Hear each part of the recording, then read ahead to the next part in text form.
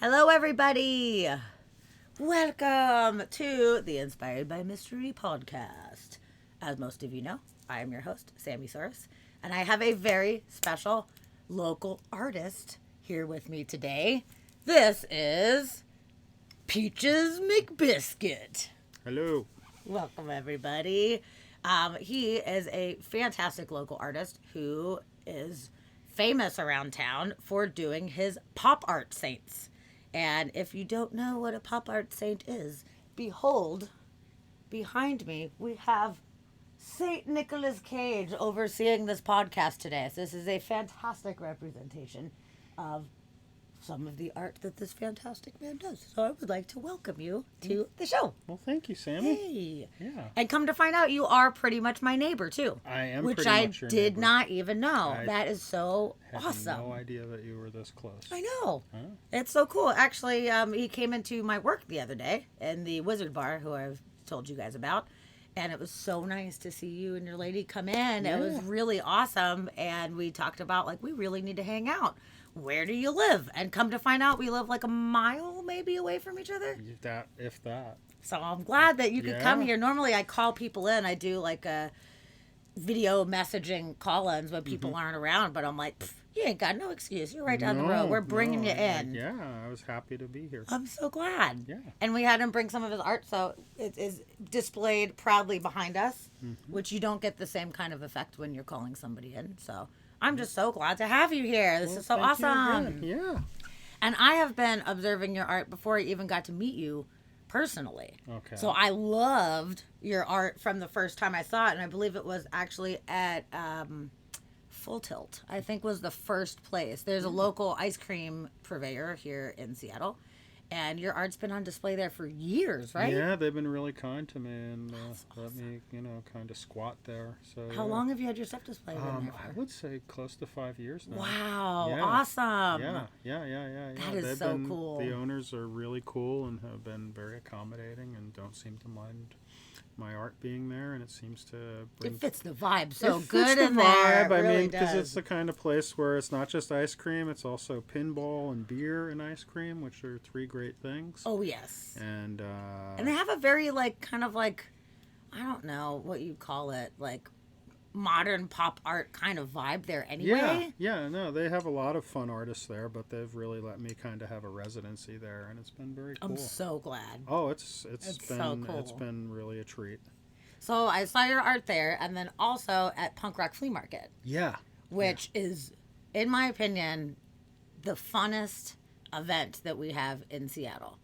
To be a patron of, to be an observer, working those events is nothing short of almost hell. It's not quite hell, but it's like pretty damn close. Hell light. Yes, yeah.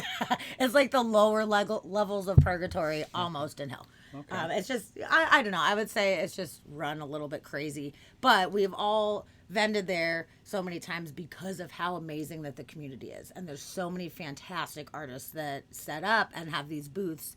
And there's just all different kinds of art. I love it. There's, jewelry, there's paintings, there's sculptures, clothes, like everything. But I had seen your artwork there. And it was funny because the first time I met you, I'm like, oh, that's the guy. That's the guy that makes the stuff that I love. Like, this is awesome.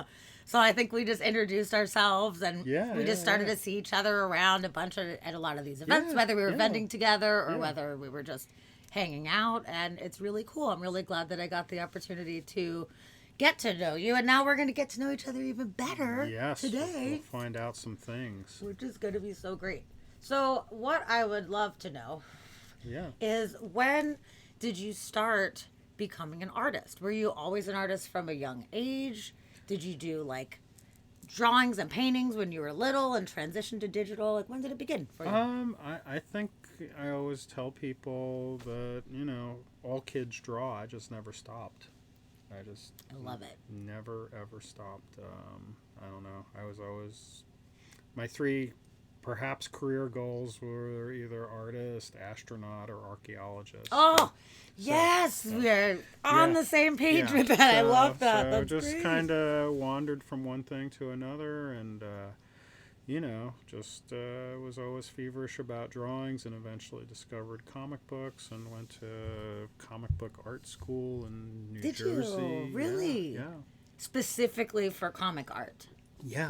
Yeah. What is the name of the school? The name of the school is the name of an artist that ran the school, and his name was Joe Coobert, and he is a famous DC Comics artist, and Cool. he was mostly known for Sergeant Rock, which was one of his big comics, and then the other ones that he was really known for was Tarzan and Enemy Ace, and he's just a regular, personality at DC Comics. And Oh, that's awesome. And he made his own school. well, he made his own school, and basically the premise was that he would say it was not professional teachers, but professionals that teach. Okay. And which I like sounds that. very lofty, but what you ended up getting was comic book artists who can be a rough and piratey, surly lot, and occasionally teachers would show up drunk or fall asleep in the middle of class. Oh, and shit. Really? Oh, yeah. No, very regularly. But I feel like in a way that's the way it is. Like they're like, this is just who we are as artists. Oh, well, so yeah. take it for what it is. Well, and it was just one of those things where, you would just see that Joe hired his friends, and it's like, oh, so obviously you need some extra money. Would you mind coming and teaching the kids how to letter? Wow. Or whatever. And That must have been really cool for you being so like enthralled with comic books and being a fan Oh, of yeah. his art. Like, wow, that's awesome. Well, I was a fan of his art, but in the time that I was there, and I don't know which names are worth dropping or not, but most important for me was during that time, one of our teachers for 1 year was Bill Sienkiewicz, who is a very famous Marvel Comics artist. He drew the New Mutants. He also did the Elektra saga with Frank Miller. He helped propel a lot of comic book art from comic book to graphic novel. And Wow. Bill is just an icon, and it was really cool to have him come in out of the blue to be a teacher for a year. Oh, I At the bet, yeah. at the apex of his career. And, Wow. and it was cool because at the time he was also like, if you work at Marvel or DC, the workload's intense, and it was really cool for him to be in the class and be like, hey, you guys want to help ink some pages? And because he would do the pencils, and then Cool. So I was like beyond myself because I was just 18. I was like, I'm inking the New Mutants for Bill. Yeah, that's really So it special was- that yeah, it he was gave really that cool. to you guys. Yeah. That you got to be a part of it. And he was working with Wow. Frank Miller when he was doing the Dark Knight, the first Dark Knight stories that became kind of the basis for some of the newer movies and stuff, and just him being like, you won't believe what I just saw that he's drawing, and it's going to be this whole thing where, and it was just really exciting time to be a nerd and a comic book artist. Oh, I bet. Yeah. That's so awesome. Yeah. Did you happen to meet Kevin Smith at any point out there? I did not meet Kevin Smith, but there was certainly some Quickie Mart food stores that we hung out at a lot. And I could definitely awesome. identify with the vibe there. Because I know Jersey, like, Yeah, you know, yeah, him yeah, and no, Jay are from it's Jersey. The yeah. comic book people, they have a shop out there yeah, right yeah, now. yeah. Secret Have you Stash. I have not been. But I think that would be fun. it'd be That'd be really fun it'd to be go. super fun. No, Kevin's an awesome guy from what I hear. I know, But I mean, I've always He's so enjoyed fun his to hang out with. stories, and Me too. yeah. So that's so cool. So it was 18. So that was right out of high school. That was your Yeah, main yeah. direction that you were like, okay, I'm gonna be a astronauts, a comic lot of book work. artist. Okay, it's a lot of math, training, archaeology, which is what my personal goal is as well at Yeah. this point. What made you choose art over archaeology or over astronaut, to be honest? you know? Well, astronaut, I just I didn't have the right stuff, man. I needed glasses, and it just wasn't good. That's fair. But I would say, the comic book thing just slowly evolved. I think I had a small group of friends, and we all drew together, and Oh, cool. we were all into like Greek mythology and stuff like that, and we would just constantly draw stories and stuff. And I'm a very competitive person, so I just kept trying harder and harder with my art, and it got to an acceptable level. I won't say it was good or not, but it just was. Cool. And You it felt good about it. I felt good about That's what it, matters. and that That's was, what matters. and it was one of those things where it was the one thing that I was reasonably good at it in high school, and I struggled with a lot of other academic stuff, but I was always good with the art thing, and felt right in your heart. Huh? I felt right, and I had teachers that encouraged me and were supportive, even if they didn't know what the hell I was trying to achieve. But they were always complimentary and encouraging, and just eventually I was able to find a way into school and blah blah blah, and just kind of slowly morph my career into. That's so awesome. Good for you. Yeah. That is so great that you got to follow your heart and your dream and got to learn from some of the people who you looked up to. Oh, yeah. That's so awesome. Most people, they're told, like, what are you just going to draw for a living? You need to have some kind of career or this and that, Yeah, but you're like, fuck that. Like, this is what I want to do. So, did you get into the comic book scene? I while I was in the school, not funnily enough, but interesting, the curriculum diverged, and it diverged from you could continue to do graphic novel, sequential story, comic book art, or we also had a teacher there who was a retired Disney animator. Oh. And he just, to be honest, of the teachers at the school, he had the most chops. And among my friends and I, we just decided you're going to learn more if you take the animation path, because this guy, as his assistant would say to us regularly, is like, Milt, his name was Milt Neil, he's like, Milt Neil forgets more in a day than you guys are ever going to know. And, Wow. And this is a guy who, Milt Neil, worked on Fantasia. He worked directly with Walt Disney. He designed the game Candyland. He carved. He designed Candyland. Yeah, he designed. I know, totally. He carved Howdy Doody. Shut up! And oh my God! He regularly would get phone calls from Buffalo Bob or whatever, the cowboy sidekick of Howdy Doody, sure. And it just pop up on the answering machine. So he was part of this. Great. Part of a lot of the icons of that generation. He was also just this very rowdy guy, but he was an incredibly talented animator and artist, and yeah, he just seemed like a person that we could learn a lot from, and Did that give you interest in maybe being an animator? It gave me interest, and I definitely explored it, but life took me in different places, and I ended up here.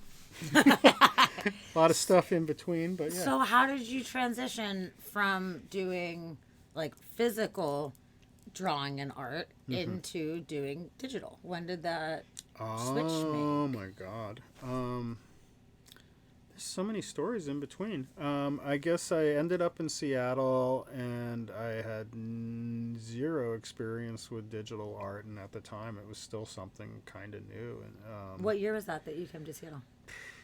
I landed in Seattle the year grunge broke. Oh, so 92? Yeah. Awesome. Yeah. Cool. So I wow. So you were here for all of it. I was here. Lucky duck I was you. literally got off the plane, and it was just like one of those movies where that was the soundtrack that summer. Were you into it? Was that your jam? Oh yeah. No, it was. Well, I mean, it was something I discovered. Because there's a whole bunch of. I was coming out of being a Mormon missionary.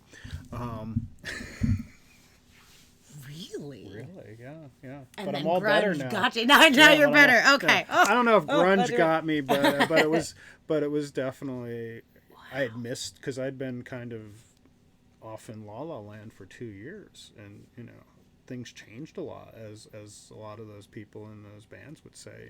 We pushed Michael Jackson off the charts, and when I left, that's what was popular, was like a lot of that poppy pop stuff. Yeah, Yeah. And then all of a sudden, like, the children of punk rock took over. Yes. So it was very interesting to come to Seattle at that time. And when I first got here, I just got a job doing art for a screen print shop. And they also did embroidery design. And the owners were awful and fired the person that was running the embroidery design department, which was on a computer.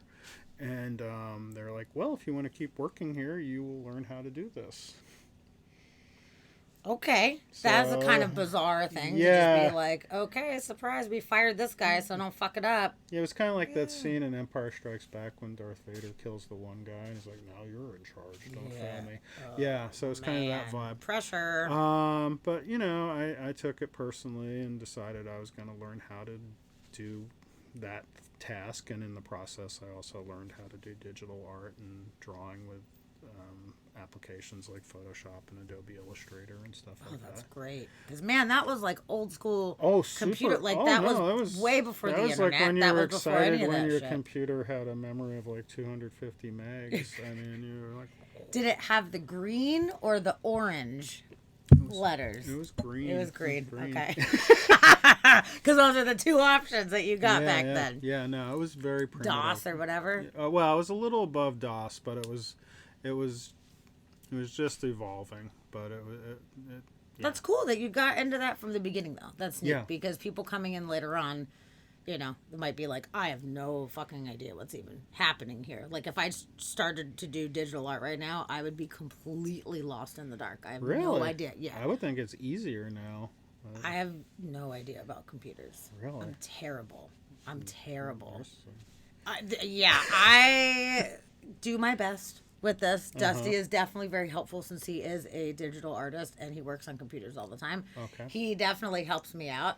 I get very scared if an error message comes up or something gets lost. I'm like, it's gone forever. I broke it forever. Like, throw it in the trash. Wow. Like, I mean, I grew up we didn't have computers and internet and all that kind of stuff, so I just didn't really know. I mean, we had like Oregon Trail and shit like that, you know, but like, you know, floppy disks, like that's all I really knew for a long time, and I'm working on it.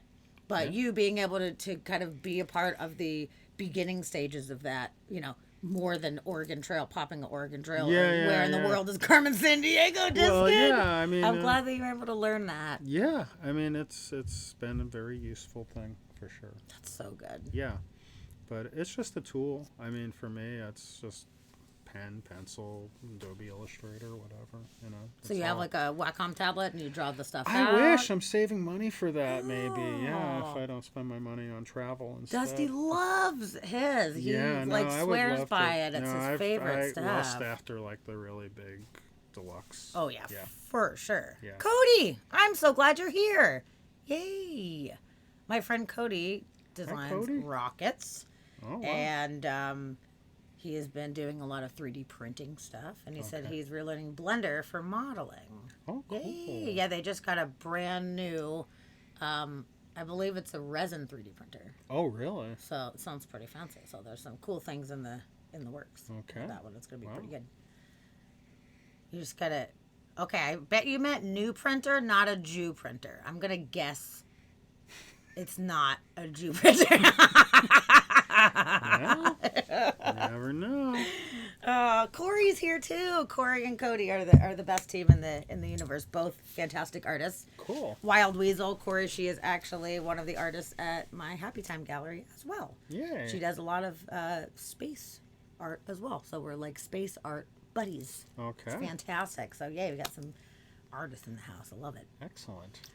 So all right. So how did you start this specific style? When did this style begin for you? Because it's absolutely fucking fantastic. It's so great. Yeah. I love it. I'm glad you like it. I do. I love it. Here, I'll even illustrate this while you explain. Okay. Here's a bunch. Okay. Yeah, go ahead. Yeah, there you go. St. Dolly.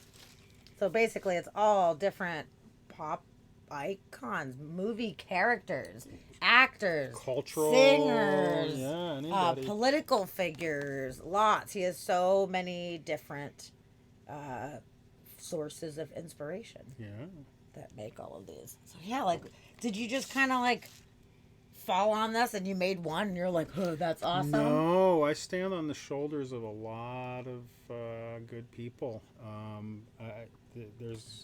There's two versions of the story that I tell people depending on if I want to tell them or not. Well, I hope you want to tell us. Yeah, because normally if somebody does that thing, like, how do you do this? And I'm just like, oh, I was high. And that seems to cover it. They're like, oh, okay, cool. And that solves it. Which, hey, if that's the case, that's awesome. But I'm sure there's a little more. No, I was actually quite sober at the time. I was sitting at a red light, and I looked over, and there's this very cool lowrider with these two awesome-looking Mexican gentlemen driving it, and it had a big painting of the Virgin of Guadalupe on the hood, and I just looked at that car, and I was like, there's no way you could pull off driving that car, sir. You were not cool enough. And I just kind of was like, I would have like a Honda Civic with Princess Leia painted on the hood. And I was like, what if Princess Leia was like a saint? Was that the first one? That was the first one. That was the first one? Yeah, Our Lady of Alderaan. Awesome. But, you know, and to be honest, that was a piece I did, and I was invited to do an art show, and I was just going to include that with a bunch of other weirdo stuff I did. And a good friend of mine was like, you should actually do a whole series of like Star Wars saints or something. And I was like, okay, I'll give it a crack. And so that evolved, and that had a lot of appeal to people. People dug it. But then somebody who was working at Full Tilt at the time was like, you know, this looks like that art that you see on those prayer candles. You should try putting it on a candle. And I was like, oh. Boom, there it is. Yeah, there it fucking is. So yeah, you have some of the candles are behind his head. Can you see? Perhaps. Here, want to grab one? You can show people if you want. Lilu. Do Lilu. Yeah, do Lilu. So Lilu from The Fifth Element. I love it. I'll let you do the thing. Lilu Dallas Multipass. But yeah, anyway, so it just started to evolve, and people really dug it. And now when I do events and shows, people are like, oh, that guy with the candles. So that is kind of my moniker. Oh, it's so great. That was a really good idea that they were like, put them on the candles like the Saint candles. Yeah. Because I've seen probably some 5 here, in eye shot here. I get them at the dollar store. Yeah. And there's one it's like baby Jesus, and it's this little cherub-looking baby Yeah, Jesus. yeah, It's yeah. the funniest shit I've ever seen. Yeah. It was $1. I'm like, this is so awesome. Yeah. But these are way more awesome. This Thank is you. definitely way more up my alley for sure. Yeah. So it's like Thank you. there's nothing off the table for you as far as doing these guys. Like, Well, I mean, so much there's so much inspiration, but you know, one of my big rules is I try not to do, and I generally don't do anybody that I don't like or identify with or connect with to some degree. good, I'm glad, because that would be lame. Yeah. For you to just do it for the sake of like, well, I guess people will like it, so here's a Kanye candle. Fuck that. You know, that's fucking funny, because I was doing New York Comic-Con a couple years ago, and this guy came up to my booth and was like, you got a Kanye candle? And I'm like, no. And I didn't say anything, because normally I'd launch into something I might say. And he's like, well, I'm his personal lawyer, and we love to see art with him on it. And really? I was like, you got to be kidding me. So it's been this... And you're like, well, if you want to pay me an exorbitant amount of money to make a fucking Kanye candle, I guess we can talk. It's just been a thing. That's funny. And every year he will come by the show. Every year. That same lawyer? Yeah, and just same kind lawyer. of drops the little thing? Yeah. And you're just being kind by not saying he's an ass clown and I don't do ass clowns? Finally, I kind of did break the news to him that way, and I was just like... What'd you say? Well, the thing is, and if they're out there, my wife and my daughter really loves Kanye. My wife really hates Kanye even more than I can't quite grok.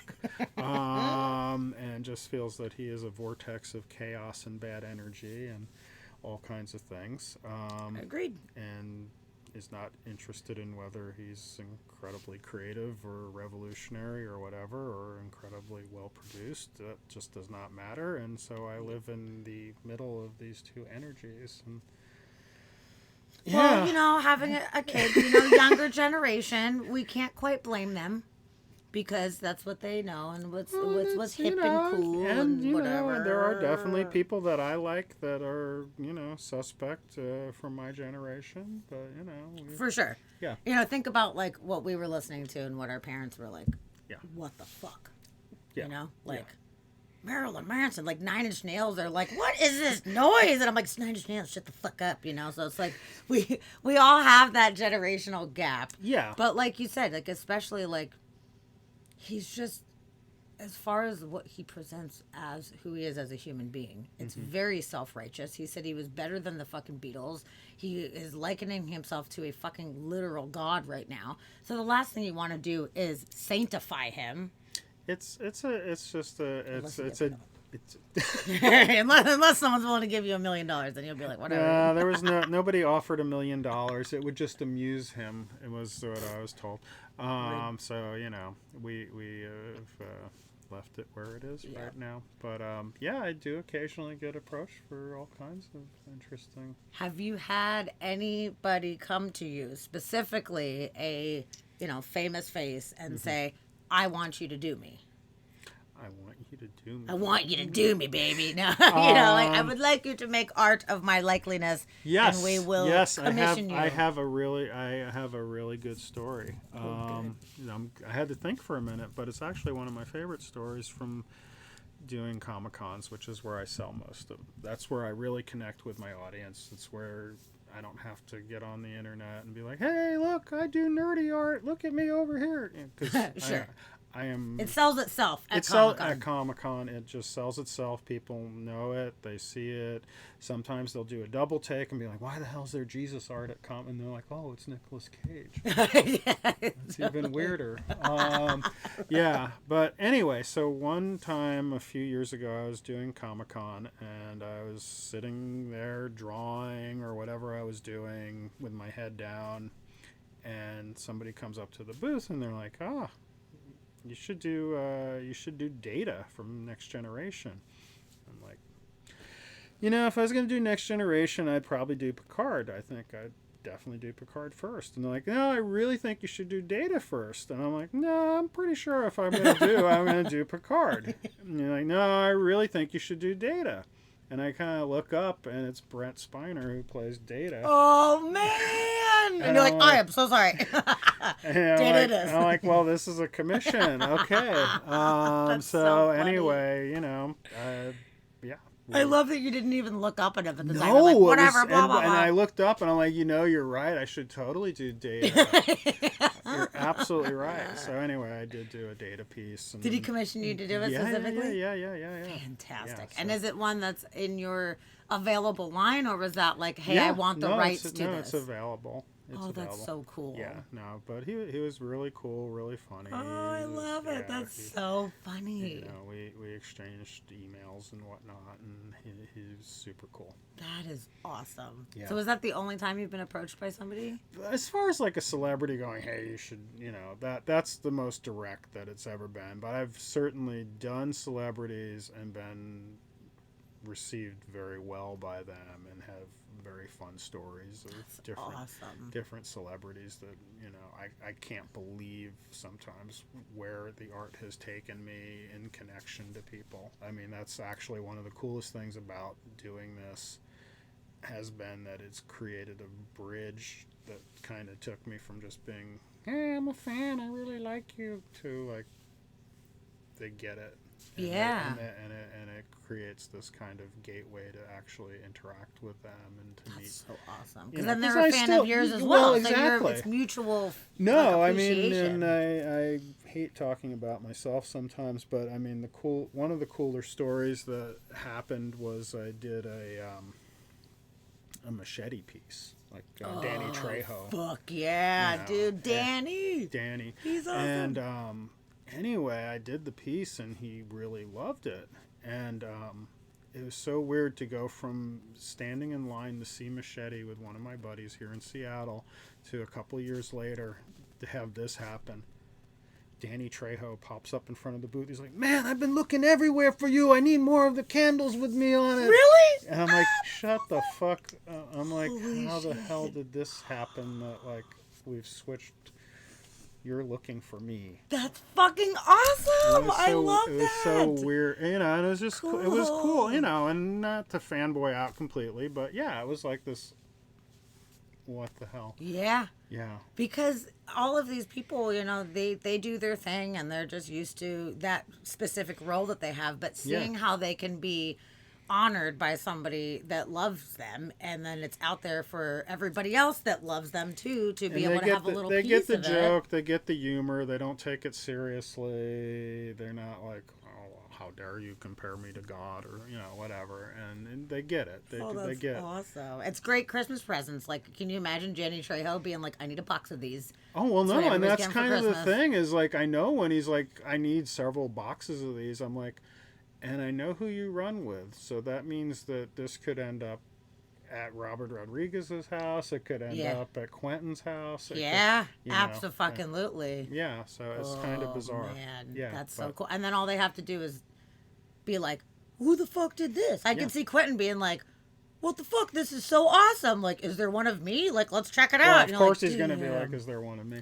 Yes, Quentin for sure. Have you done a Quentin, actually? I have not yet, no. Not yet, but he's definitely. I've got a list. Big list. Yeah. It just depends on what sparkles that day. Because there's so many fantastic characters in so many of these movies and shows, and it must be really hard to decide who is next. Well, who's next, and also sometimes you have people who are so mercurial and have so many phases. Like the cliche one would be like Bowie. It'd be like, which Bowie?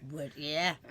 And there's people, it was the same like with Nicolas Cage. I mean, I was like, Con Air was the best, and my wife Lisa is not a big fan of his, and her biggest contempt with it was like, and it looks so much like Jesus too. It does. It really does. So Jesusifying him, I think is hilarious. Yeah, it's fucking great. And it's funny because I was back in Colorado doing a Comic-Con recently, and I found that the 3 designs that had the biggest appeal at the last Comic-Con I did was Obi-Wan Kenobi, Keanu Reeves, who's up there, and Nicolas Cage, which are all 3 that make people do this double take, like, that's not Jesus. Oh. Interesting. Yeah, so it was funny that the 3 that kind of made people have their brain misfire were the 3 biggest sellers. Yeah. Oh, that's so funny. Yeah. Corey just said you should do one of yourself. I think that's a great idea. And Cody, her husband, said, I'd buy it. And they have a David Bowie and Frankenfurter one. Oh, that's great. Awesome. But that would be really pretty awesome if you did one of yourself. I'm kind of blushing. I'll leave that to other people. But it's a great idea. It is. That's really cool. Thank you. Have you done ones of your friends or something for holiday gifts or anything like that? I've had a couple commissions like that of people that are closer to me or people that are friends. Awesome. I think the most close one was I had a friend pass away about a year and a half ago, and a friend of theirs approached me, a mutual friend now, and asked me to do a memorial piece, and that's probably the most. That's a fantastic idea. Yeah, but I mean, wow, that's really good. Yeah, she was quite a rowdy person, and it was, saint of giving 0 fucks. I love it. But anyway, that's awesome. I bet she would have been very. I think she would have. Yeah, I think she would have been at least amused. That's a really good idea, doing it as memorials. Yeah. So, just out of curiosity, if you do not mind sharing, if somebody did want to commission you for a piece, for a memorial, for their husband or whatever, what do you charge for a commission piece? Okay, so if you're not my friend, somewhere between $300 and $500. Okay. And that would, I hate peddling myself, but we'll do it. Includes a framed piece and 2 candles with the art on it as well. Awesome. Yeah. Does that include the digital file so they can print it's it completely on their own your or whatever? property, and I will, delete it from my files if you like or whatever.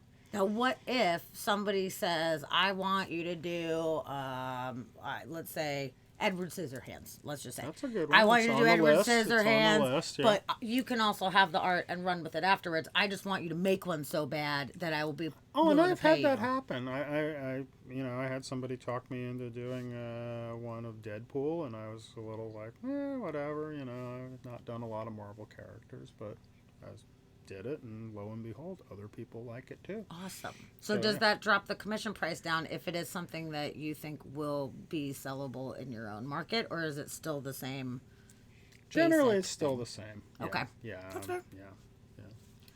So do you get a reasonable amount of commissions, or not as much? People just come and purchase Actually, from what you get? I have some really strong supporters of me during. I guess I've had some really strong supporters during COVID.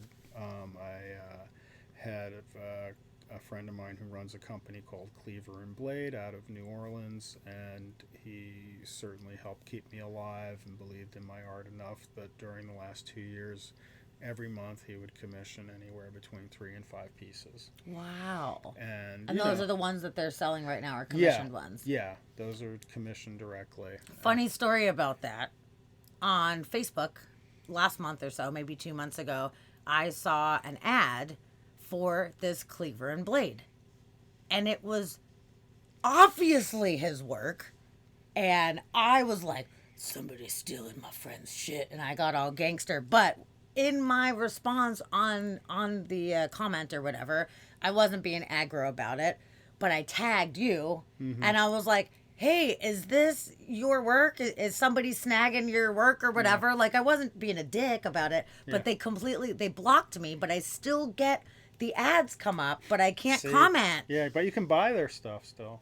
I know, it's like, you can still click on my shit, but you can't respond. And I felt so bad because he immediately responded and was like, oh yeah, they're my homies, it's fine. And I was like, okay, because I thought someone was stealing your shit, so I want to let you know. But I was like, will you please go tell them that I was just looking out for you. I wasn't trying to be a dick or anything like that. Just unblock me just so I feel like you don't think I'm a big asshole. I was actually just like having your back, Next time I talk to him, I'll see if I can get just you. Be like, my friend said sorry. She was just looking out for me, Yeah. But I wasn't an ass about it. No, that's cool. I definitely, they were like, nope. I've definitely had friends go off on him, and I feel like I should just do this blanket ad like, hey, But anyway. Yeah, because I don't want people stealing your shit. It's so awesome and it's so unique that, like, who wouldn't want to steal your shit? People are dicks. They steal things all the time. Well, and as Keith Richards said, only the good stuff gets pirated. So, Shannon, you're in the chat right now, and I just need you to, like, see what my fantastic friend here. He makes all this fun stuff. My friend Shannon is a huge Star Wars nerd. So, check it out. Go. So as am I. Yeah. As am I. Actually, there's a whole bunch of vintage Star Wars characters on the top shelf up there behind all the spider webs. I'll have to show you later. I got some cool old timey stuff. Nice. Which is great. But that's good that you have people that commissioned you for these things. Well, and it definitely helped me survive during. Because, obviously Comic-Cons were not happening for about 2 Any years. of the street fairs or anything? Like, because that's how you sell a lot, just by having it be like this amazing table display. And people are like, oh my God, I need one of everything. Gatherings of 80,000 people were not okay. So, anyway. But no, thank goodness for people like Cleaver and Blade and even some of my family, which is a little bit like a pity fuck, but I'll take it. Whatever, as long as... I really need a Billy Joel. I'm like, okay. Yeah. That's nice. I mean, everybody got knocked down during COVID time. Well, I can't say everybody. Yeah. That's not fair. But a lot of people that rely on the public one way or another, whether it be musicians, artists, whatever. Yeah. Really took, it's true. Yeah. Took a huge hit because all of a sudden, don't go outside. You can't be in groups of that many people. You can't do anything. So everybody had to kind of switch gears really fast and find a way to peddle their stuff. And then you're out there trying to pimp art and music and all of these things when a lot of people are on unemployment. They don't even have jobs. They don't have money. They can't buy Lulu Dallas candles even if they want it. This is the most impulsive stuff. I mean, this is not food. this is Yeah. Yeah. So it was tough. It was tough for everybody, but I'm really glad that you were able to find other ways to make that work. And Yeah. doing commissions during that time sounds like that was pretty good. No, it was really good. It was important. Yeah. And online sales. Do you have a reasonable amount of online sales from all the promotion you've done? It's minuscule compared to Comic Cons and things like punk rock flea market, or they have the night markets here. I don't know if you know those. Like there's over at Magnuson Park here in Seattle, up on Sandpoint or whatever. There's the big hangar there. You don't know about these? No. Oh, anyway, there's one for Solstice. That's coming up on the 17th or the 18th and 19th. They moved the date. And what it is a big old Navy hangar, huge, and it's full of kind of higher end vendors, which I don't know how I snuck in there, but it's all like... You are higher end. I really think but, so. But, cool. like nice clothes, cool jewelry, exotic, interesting foods, just really, kind of, like a little more upscale flea market. And also they have like maybe 10, 15 food trucks, and they have like a couple bars there. So really? I definitely want to go. Yeah, so that's going on. That's in Seattle. And then also coming up weekend after the Thanksgiving weekend is Geek Craft Expo, which is like that sounds super fun. all nerdy kind of stuff. Same venue. That's like whatever, 25th, 26th, something like that. Oh, that sounds so cool. And I'll be there. As well as a lot of other cool, nerdy, geeky artists. But it's definitely got a nerd factor to it, and definitely people will be excited for the holidays. And the cool thing to pimp everybody is you don't have to worry about supply lines with this event. There will be people there with products. Absolutely, and cool stuff, you're totally right. A great way to get gifts for people, certainly, I would rather get a gift from a local artist to support somebody that's actually making this, and then to give somebody something unique, not just something from Amazon or whatever, you know. And there's certain things that Amazon is good for if you need, I just sent my mom a Christmas present or a birthday present. Yeah.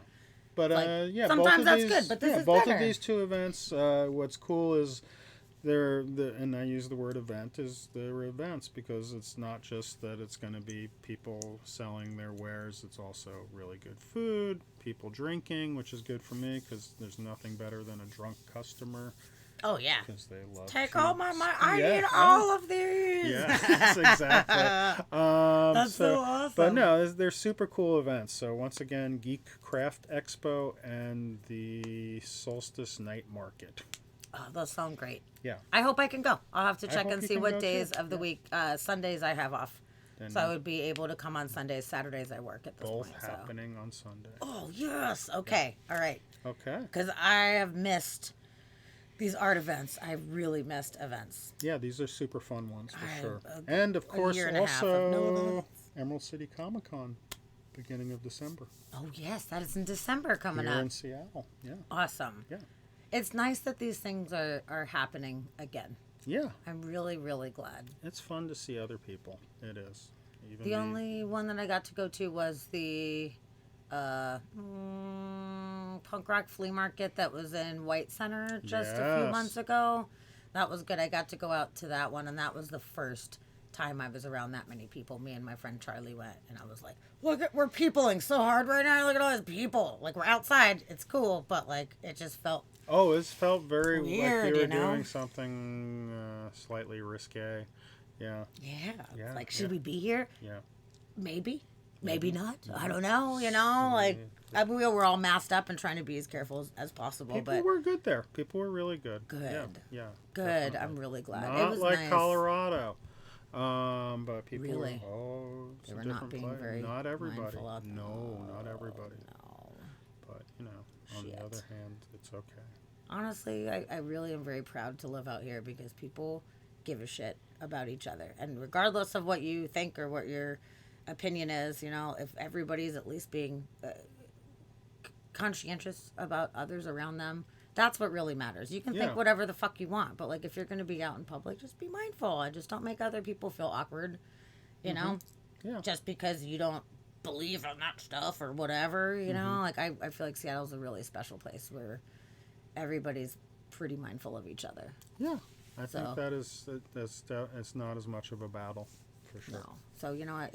As far as a place to be during a pandemic, it's pretty cool that we're all here. Yeah. You know, we all kind of have each other's back as far as that goes. But I am glad for there to be vending opened up again because I love the local artists out here. I love there's, you know, some that are at every single event that I'm always so happy to see. But then I love seeing new people come in too. Yeah.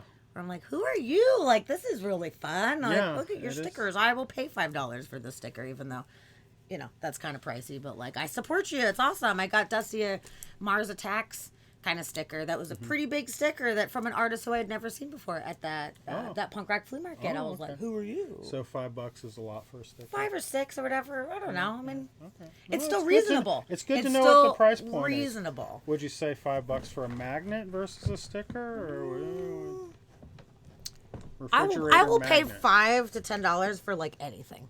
That's just anything. Me. Wow. Well, pretty much. Okay. I don't give a shit. I I wanted to show you. Yeah. So I have my art. super awesome caboodles here, and I kept these Big Lebowski stickers unused for a long time because those are old. Gotta go somewhere really fucking special.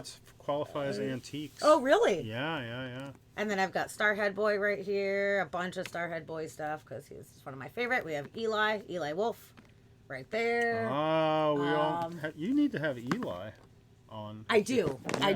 Yeah. He's a good bud of mine. He was part of my my gallery for a while. You're right. I absolutely should have him on. You should.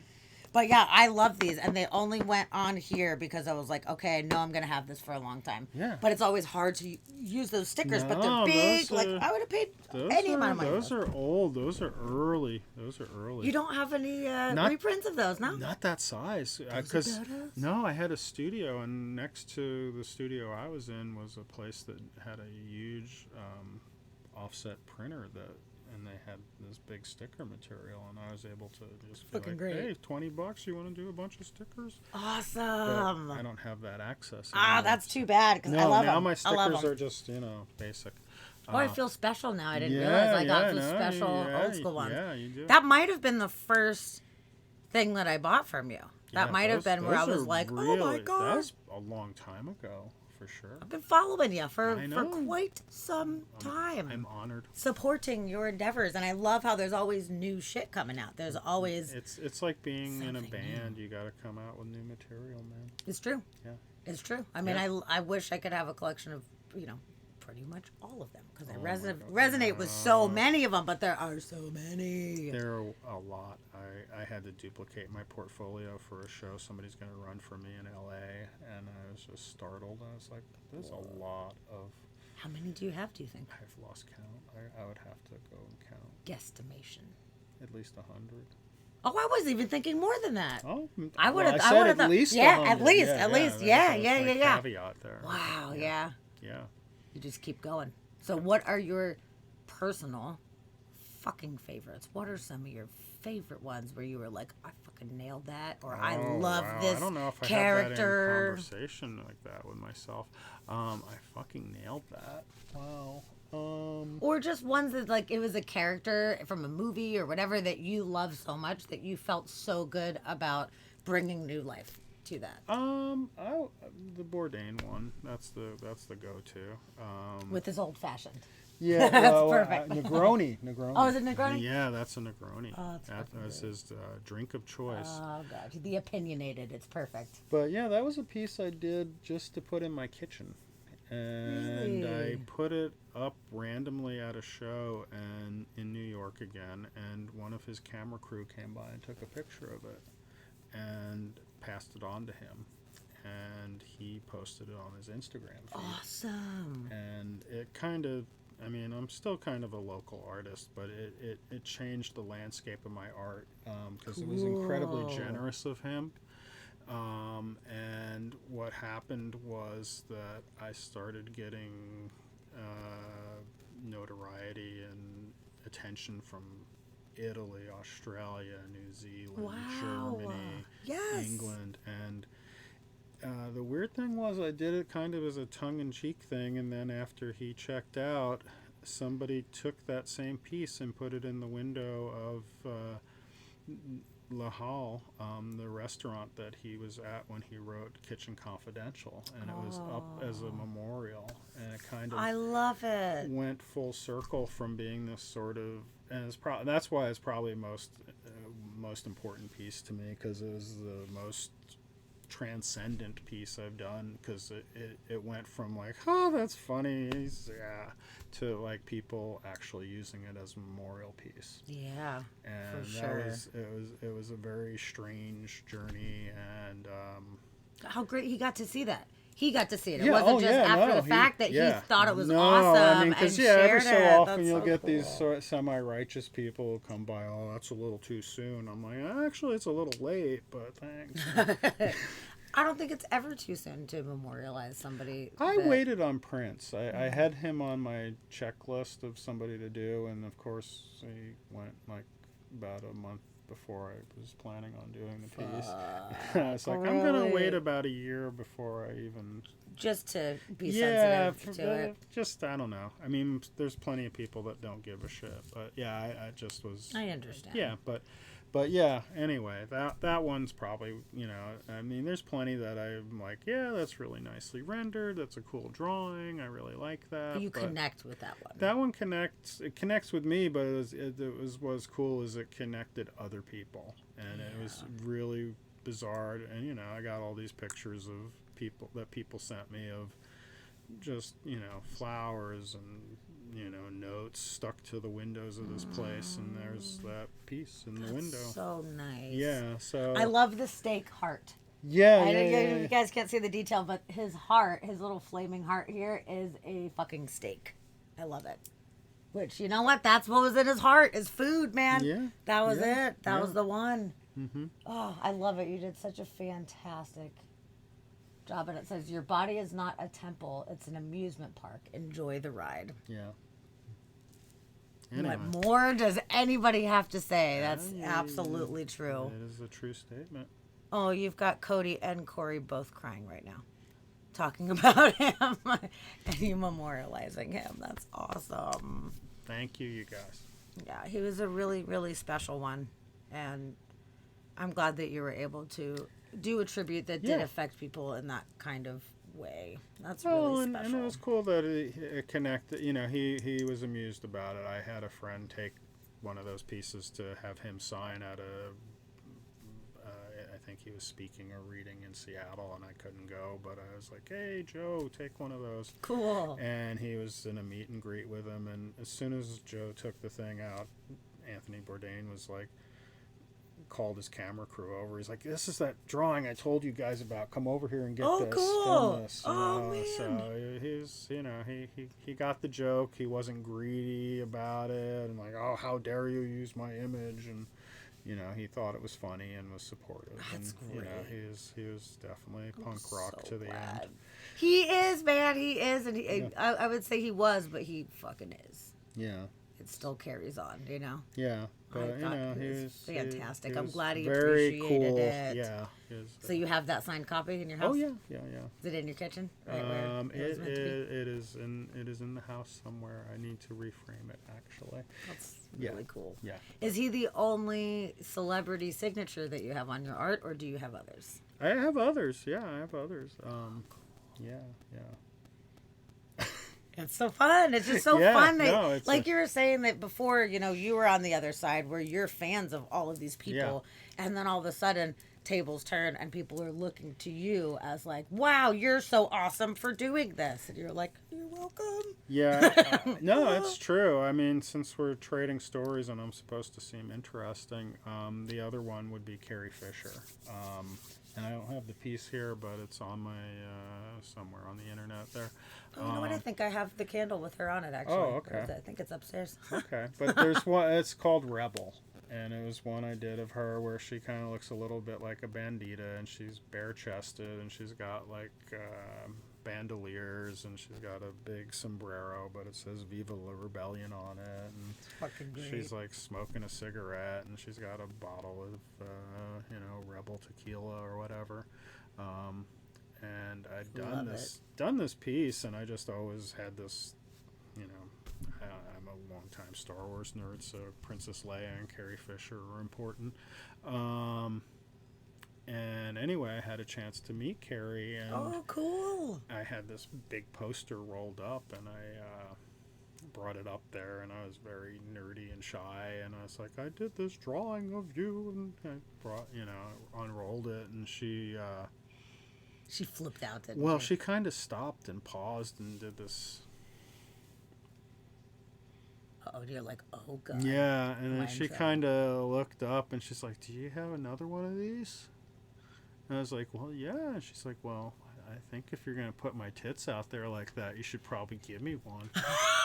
And then she proceeded to, write all over the poster, like, tits ahoy, who would have thought the Force was freaky, boobs and buns forever. Oh, my God. Fantastic. That was the best. All of this kind of, really crazy stuff all over it. And, XO, and all this. And I was like, just beside myself, and I was like, oh, thank you, Miss Fisher, I'll be back with the poster. And she's like, hold on, you're not done yet. And she apparently carried glitter with her and just like rubbed glitter all through my beard and on my chest and all over my head. And no way. That was part of her, like, yeah, gift to you, part of like, her you thing. big glitter, Yeah, Carrie yeah. Fisher. So anyway, I came back because I was at a Comic-Con, and I came back to the booth because I was having somebody else man it, and they're like, "What happened to you?" And it's like Carrie Fisher.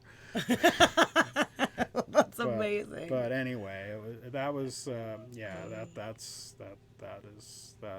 kind of that was the highlight, huh? It was. I kind of thought I should quit that day because it was probably not going to get much. Yeah, it better. gets all downhill from here. It's, well, for me, I mean, No. I can still remember seeing Star Wars for the first time. So like, that was, yeah. I Anyway. love that you got that opportunity and that she loved it. She scared you for a second, which is kind of extra funny. Yeah, no, she was definitely that way. Yeah. Oh man, so that's the best celebrity interaction that you can. Yeah, imagine I mean, having. there's been other ones, but that is by far the go-to story. That's so cool. Yeah, that is. God, I bet it just broke your heart extra then. Oh, well, when yeah. she was lost to us. No, that was definitely super, super sad and kind of unbelievable. But yeah. It's terrible. I was in Scotland when that happened, actually, and it was George Michael died like a few days before her. Yeah. And weirdly enough, I was in Edinburgh, and there was this little convenience store, like a random little convenience store, and they had all of these masks, these cardboard cutout masks, lining the whole like perimeter of the store on the inside, which was totally random and made no sense to me. Right. But there was a George Michael mask, and it was before he died. And I remember saying to Dusty, I was like, this is so fucking weird. Like, why are there all these celebrity masks? And I was like, George Michael, who the fuck is going to want a George Michael mask? That's so weird. And like 2 days later, it's like, George Michael's dead. And I was like, maybe I should go get that mask.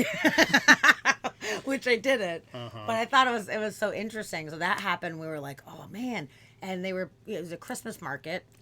And they kept playing Simply Having a Wonderful Christmas Time. And I was all, oh God, like my heart, this is so fucking sad. Like, wow, Jesus. That is like the worst possible choice. Yeah. I know they kept playing because they didn't even realize when they were putting this playlist together. And it's okay, it's honoring, but that was a little sad. Yeah. And then all of a sudden it was like, Carrie Fisher is on a plane and we don't know if she's gonna survive. And I'm like, what is happening? Why is everybody dying? Like, we're out of the country. She's on a plane, which is extra like scary. Like, what the fuck is going on? It was kind of a rough Christmas time right there. Yeah, for sure. Pretty rough. And then her mom her ended mom up dying was like, right after too. Yeah, that was it. Like, holy shit, everything's got kind of a little crazy at that time. Yeah. But at least you got to meet her.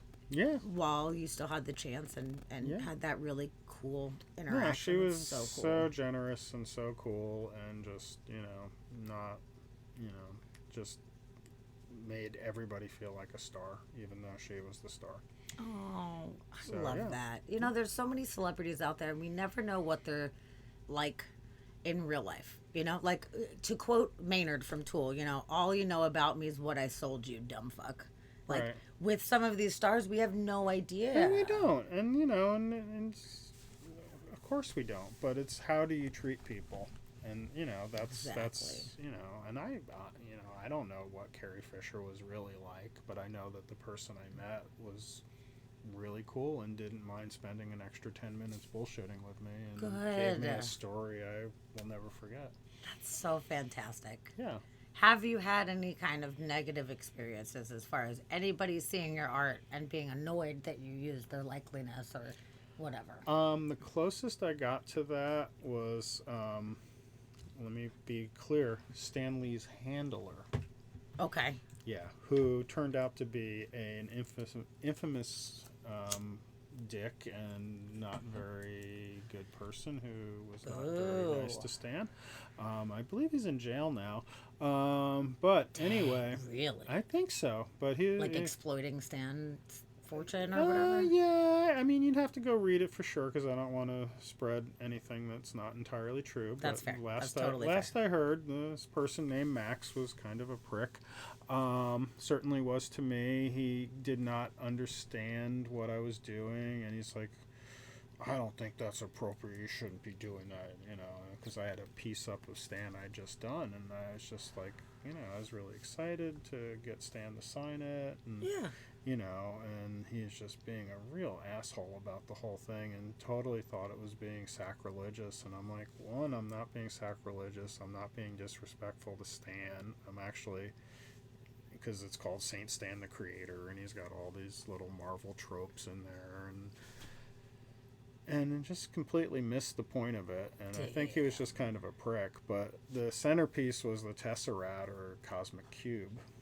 And I just wouldn't take no for an answer. So they're like, well, he won't sign anything that looks like that. And I was like, okay, cool. So I asked somebody for an X-Acto knife, and I cut out the Cosmic Cube. And I just put it on a piece of paper. I was like, oh, would you sign this, Mr. Lee? So I signed the Cosmic Cube, and I went back. And put it right back in. Good job. Good job. So Stan didn't even have a chance to see it. Oh, no. It was just the handler was the handler like, had a stick up his ass, and it turned out that, it turned out the handler was just a notoriously terrible person.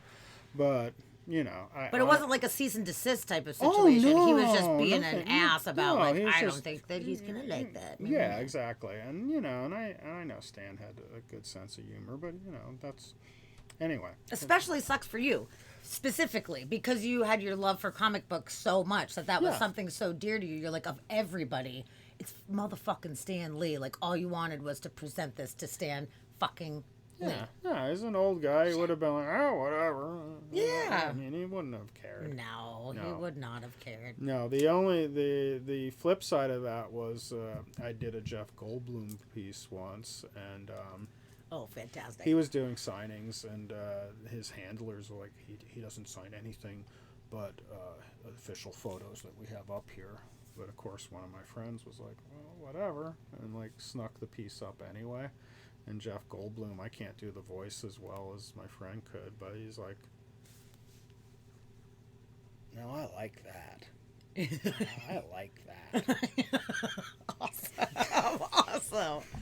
So that was kind of funny. I think it's kind of cheeseball that they'll only sell official photo or sign official photos that they sell.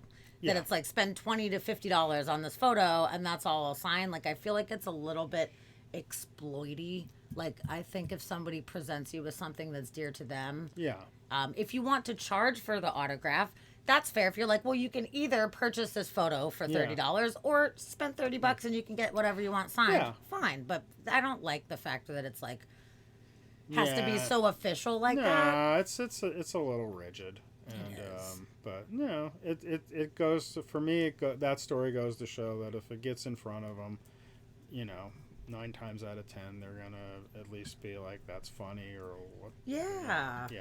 Or at least appreciate it. Yeah. I got Neil deGrasse Tyson to sign my space boot. Your space boot? I got space boots when I was in England. Actually, I was in London. And I had seen them online before I went to London, these space boots. And they did not have any on the entire internet of my size. None. Okay. And I was like, these are like my dream boots. And I was in London and I'm at a shoe store. And they're like, these are discontinued. We only have like 2 sizes. and one of them happened to be my fucking size. So I was like, holy shit, I found the space boots. It's a miracle. So I went to go see Neil deGrasse Tyson do a seminar here in Seattle, and I'm gonna break in the space boots.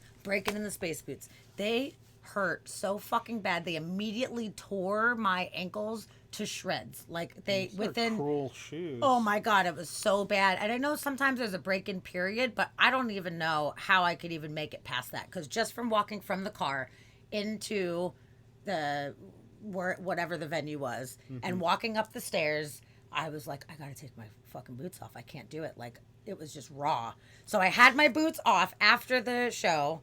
I had made a painting for him. I painted him a galaxy painting, and I wrote on the back, Neil, thank you for your contribution to science and the world. I love you. I put my email address on it. So I was like, dead set. I'm like, I'm going to meet this guy. So I talked to all the people that were security, and I'm like, listen, I have this painting. I really, really just want to give it to him in person. Is there any way? And they're like, go out back. He's going to be, coming out. He'll sign some stuff or whatever. So I was like, all right, I'm ready. Okay. So I've got my space boots in hand because I'm not fucking wearing them. They're hurting me, so I'm just barefoot. Wow. with my boots.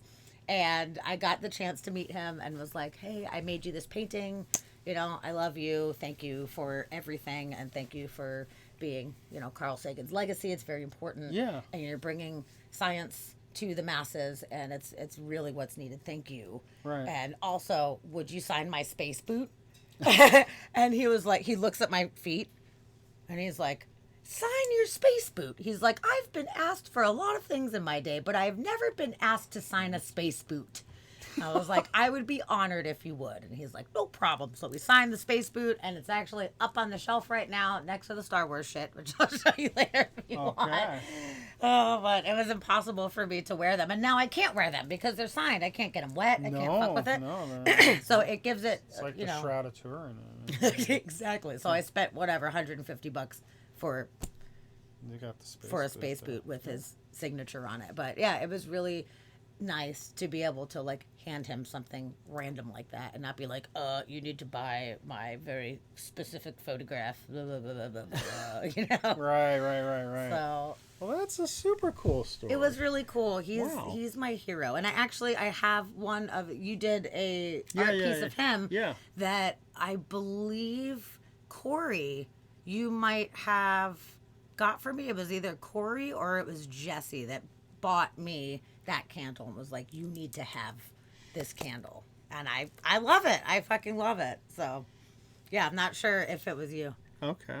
Well, I'm pretty sure I at least have done one. No, it was your art, but I wasn't sure if it was Corey that actually bought that for me or if it was another friend of mine, Jesse Beans, who you probably know as well. It might have been Jesse Beans. There's jewels on it, which makes me think it was probably Jesse Beans that just glued jewels to the top of it and made it extra sparkly. That is she's the jewel captain of the universe. That's really cool. Wow, what a small world. I know. I love it though. So he really means a lot to me. So I was really happy to see that you did one of him because he is very, very important.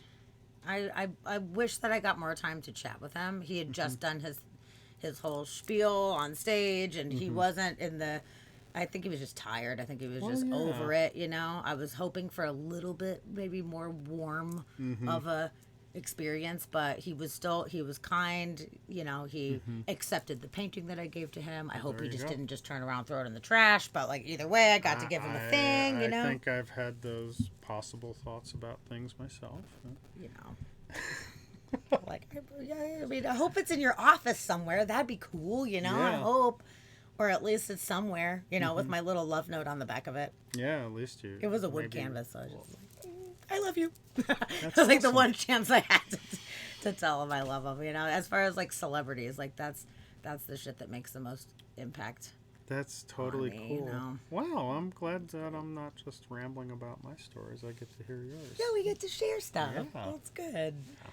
But yeah, that's so nice that you have been able to make so many different things and make so many people's lives so happy with your art. I mean, it's interesting, I'm sure from your perspective too, having this booth and seeing all of these things. You've got, everything from Boba Fett to Ruth Bader Ginsburg. Yeah. There you So go. that's like a very large scale. And that to is. see what people choose, it must give you kind of a little bit of insight into who people are, like kind of like a social experiment. Yeah. Like, who do you feel so connected to? Well, and why and as is people go through portfolio, because it's the book of the art, and you'll watch their faces, or I will, and see what makes them crack, what makes them smile, what gets a reaction. So in general, you said Keanu, which he's big in the scene now as far as like Nicest person on earth yes, award. Yeah, yes, that's and pretty then much it. Nicolas Cage, partially ironically. Oh, You definitely. know, he's mostly that generation's ironically. William Shatner. I mean, he's that kind of a talented actor. So those two, and then you said Boba Fett, right? No, Where the- Obi-Wan Kenobi. Oh, Obi-Wan. That's right. It's all the ones So- that got the Jesus vibe the most. Okay. At least the last show I did there in Colorado.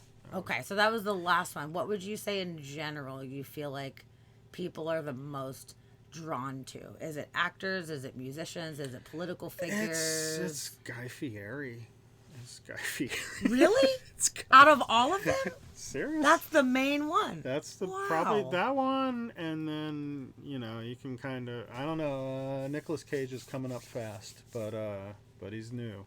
But I would say that Guy Fieri has this weird appeal, either because people are like, what is this clown, and like, how funny is that like anybody would make him a saint, or that they are like actually really into Guy Fieri and this is awesome, I gotta have this. Or, I've never even seen any of his stuff, but he's like isn't he like a Top Chef cooking show guy? he goes around and eats and says food's awesome, and that's pretty much And that's what got people the most. That's I mean, surprising. he kind of cooks, but he's not like a professional like chef. Oh, he's just a professional eater. Yeah, I think he came out of like California or Arizona, and they put him on like the Food Network as part of a like up and coming crazy guys that cook food and eat or something, or you should be a host contest or something, and he won some contest, and they were just like, this guy is just really enthusiastic about eating and drinking, and That was the one. I'm shocked. I would not have guessed that would be one of the most popular ones it's of just all of kind them. I mean, there's that is definitely Anthony's popular, Ruth Bader Ginsburg is popular, but like, just like in general, like it gets people to do this sort of like.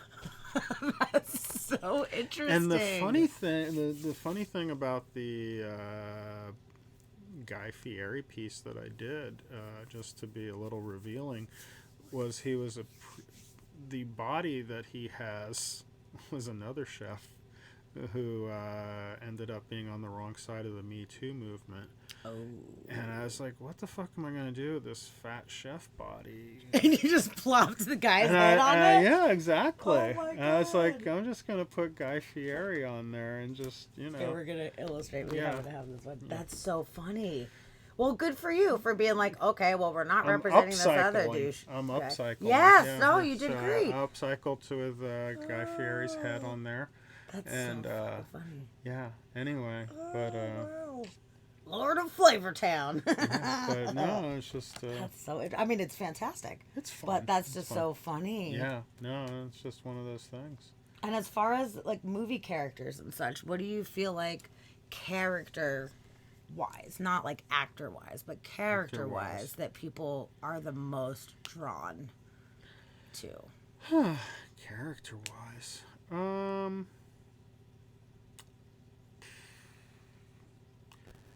Sam Jackson in Pulp Fiction. Fucking A, that's a great answer. I can see why. Yeah. He's one badass motherfucker. Yep, exactly. That's Bad great. Yeah, yeah. Oh, he's a hero to us all. He definitely deserves sainthood. Yeah, no, he great. actually posted a picture of himself wearing the design I did on it. I think Dusty put the link before, Yeah. but I didn't have the backstory to Yeah. that. That's awesome. Yeah, so anyway, he gets a big kick out of the meta quality of wearing shirts with himself on I them. love it. But anyway, I did St. Jules from Pulp Fiction, Shepherd of the Week. And he posted great. a picture. He's like rolling into Monday with St. Jules, and it's just this Awesome. awesome selfie of him with Jules on there. Oh, that's so rad. And, Good. Yeah. Anyway, Good. He's I a considered cool that a dude. ringing endorsement. So, For sure. yeah. Have you done Morgan Freeman? I have not done Morgan Freeman. Huh. Not yet. But I'm which Morgan surprised. Freeman, or is it just St. Morgan? I don't know. I would say Red. Oh yeah. I would say Red. The Yeah. Yeah. been known to acquire things from time to time. Yes. That would be my choice because that is the role that is the most dear to my heart, and I think he is the most endearing. Oh well, yeah. In that's one of my favorite movies of all time. That's a is great. Shawshank. Yeah, no, it's a great movie. And he's super like popular now for like, if you could have anyone narrate your life, who would it be? I bet Morgan would be a fucking hit, man. He's just seems like the nicest guy too. He definitely seems seems really, really really chill cool. and friendly. Yeah. And then Attenborough as well. I would buy every Oh, David well, Attenborough thing yeah, of all yeah. time ever. Yeah. Actually, we just talked about him on Monday because he just got some Guinness World Records for being the longest TV personality in the history of ever. He has about 70 years Wow, of being a TV personality. that is a long run. It's a long run, and Yeah. he is like my honorary grandpa. He doesn't know it, but he is my honorary grandpa. Wow. I love him so much. Wow. Yeah, he is very, very special. He's traveled the whole world, and he has, shown people the world of places that they could never go. This is and true. now he's trying to get us all to stop fucking the planet up on his way out. He's like, please do something. It's in your hands. Here's 1 million documentaries showing you what's happening. He is just so, so, so dear. So I would bet that if he popped up, that I would hope that would be a big popular one too, because I love him. Yes, I hope that he pops up one of these days, because if anyone deserves sainthood, it's Sir Attenborough. Okay. He's been knighted in the whole thing. He has been I knighted. love him. It's great. Okay. Yeah, we're just a bunch of dorks over here that love all Yeah. the sciencey shit. So who is next on your list to do? Do you have anybody in mind that is just busted at the seams to come out? Busted at the seams to come out. Well, I have a commission lined up I got to do. But after that, I was commiserating with my daughter and my wife, and they all are in agreement that I need to do Beyonce. So that's kind of on there, but You don't seem very excited about that. oh no, I'm a little, I'm a little old, but I know a few songs. But then on the other hand, I think the one that's more personal for me is Chef Thomas Keller, who runs the French Laundry in the Napa Valley. Not a well-known fact, but he was the consulting chef for the movie Ratatouille, and the whole cool. idea of food and memory and drawing people into food by conjuring childhood memories and stuff Wow. is really something he's signature about. So that's definitely somebody who I will probably be doing if it's just for myself. I don't Sure. know. Yeah. Yeah. So that That's would be that's really cool. Yeah. Special to you. Yeah, I'm good. trying to remember what else is on, or who else is on my list. Let's look at my list. Oh, and let's see. look at your list. Yeah, let's see who's on there. Dusty said, although Attenborough shouldn't be a saint, he should be a god. Oh, well, that's a whole other level. Yeah, Like one of the titans. the ancient ones. Yes. Yeah. Let's see. Corey says, I love how much you love food.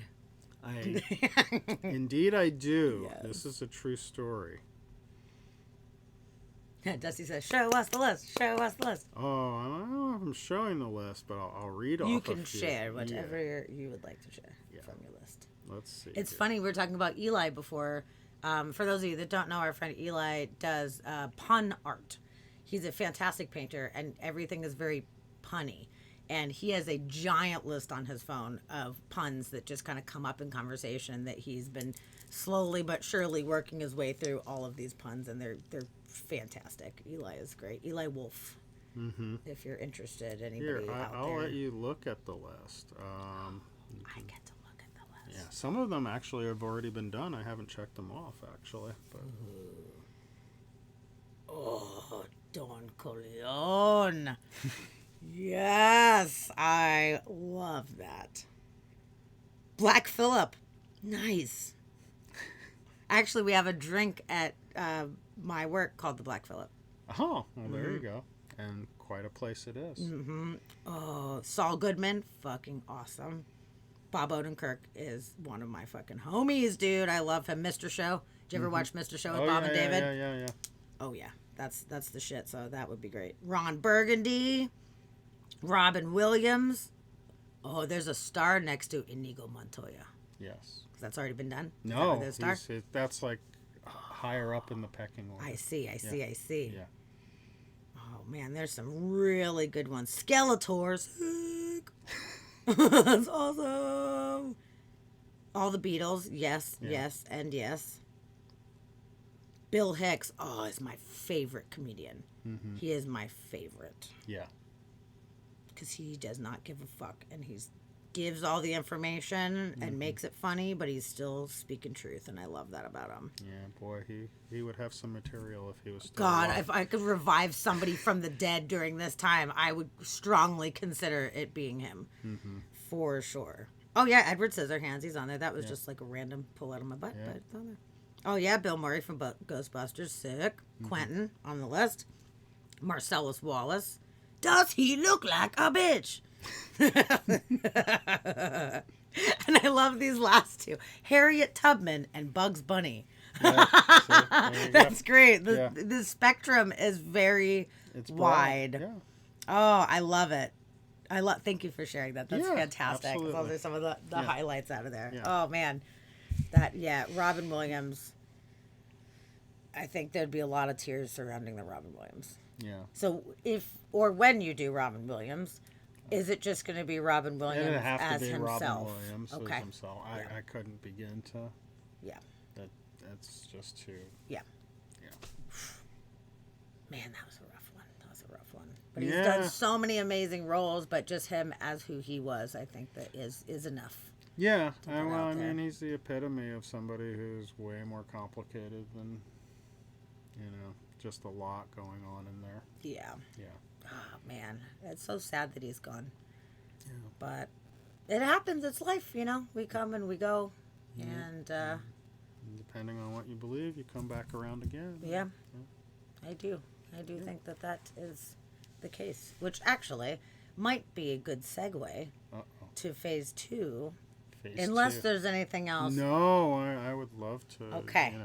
Continue the adventure. Good. Okay, so in addition to being a fantastic human being and making all this amazing art, the nature of Inspired by Mystery, we love to talk about paranormal or mysterious things. And I asked before he came on, hey, if you have anything mysterious or paranormal that you want to bring up, cool. If not, no worries. And it sounds like you have quite a few stories that you would like to share. I have a few stories. Quite a few. That's, But. Well, okay, let's start with, I would say, from the beginning. So before we go into some of your personal stories, do you want to share, kind of in a nutshell type of thing, what your thoughts are on life after death? That's a good starting point. One, I claim that I don't know anything. All just feelings and ideas. Yes. Younger version of me didn't really believe in ghosts or any of that. Or For what reason? Was it because of the religious upbringing that you had? Just because generally, I think I just thought that people, I didn't see any evidence of it, and the people that proclaimed, ghost stories or whatever seemed a little kooky and, didn't do anything to make it seem valid. You know, Okay. just kind of like either you're full of shit or maybe you're crazy. Okay, And which just, is yeah. fair. And you Yeah. weren't religious at that time. You said you grew up in a Mormon family, or No, was I it? was kidnapped by Mormons and raised as one, and eventually was rehabilitated, kind of like one of those wolf children. You know. Holy shit! Yeah, yeah. Do you want to share that one first before we go That's forward? a long one. I think. Okay. Let's stay with the. Okay. I find ghosts more palatable. Okay. So, but yeah, just to get kind of an idea of where you came from, you were not necessarily raised in a religious family at that time. No, I was raised in a non-practicing Catholic household and was befriended by Mormons, to make a short story out of a long one. Okay. But eventually just fell out of that completely and just became the, skeptic, the Scully of the Scully and Mulder combo. Okay. And anyway, I changed my tune after some experiences, particularly one in particular here in lovely Seattle. Yeah. So where was this, in a house that you lived in? No, I had an artist studio in Georgetown. Yeah. Okay. And it Some was old vibes out there for sure. Very old part of town. Very old part of town. And the part of Georgetown I was in, I had a studio in a very old building, and it was a secure building. And by that I mean you could only get in if you had a key, and you know, in and out you had to have a key because it just was safer at night in that neighborhood. Kind of a sketch neighborhood at that time. It's probably 10 plus years ago now. Okay. And I would work at night, and I was working in the building and I knew nobody else was there. It was probably like a summer night. I had my office door open because it was hotter than hell in there. And I was just sitting there working. And in the building I was in, there was probably 10 other studios. And this is somebody who's not a believer. And I was sitting there, and all of a sudden I heard every single door in the building. It was one long hallway.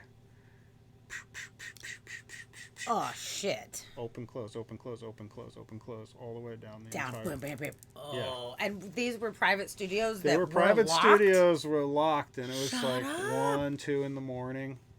Oh no! There's no way you could physically do it. There's no way, even if you had all the keys, you could run. Right. Whoa! Slam, slam, slam, slam, slam, slam, slam. Yeah. Okay, so did you pee your pants immediately? I didn't pee my pants, but that's still good. getting the same tingles that I got then. I just kind of sat there at my computer, and I just took a deep breath, and I had a piece of art up on the wall, and it just lifted off the wall and landed on the floor. Right after the door slammed. Oh no! Yeah. Right in front of your face. Yeah. Whoop.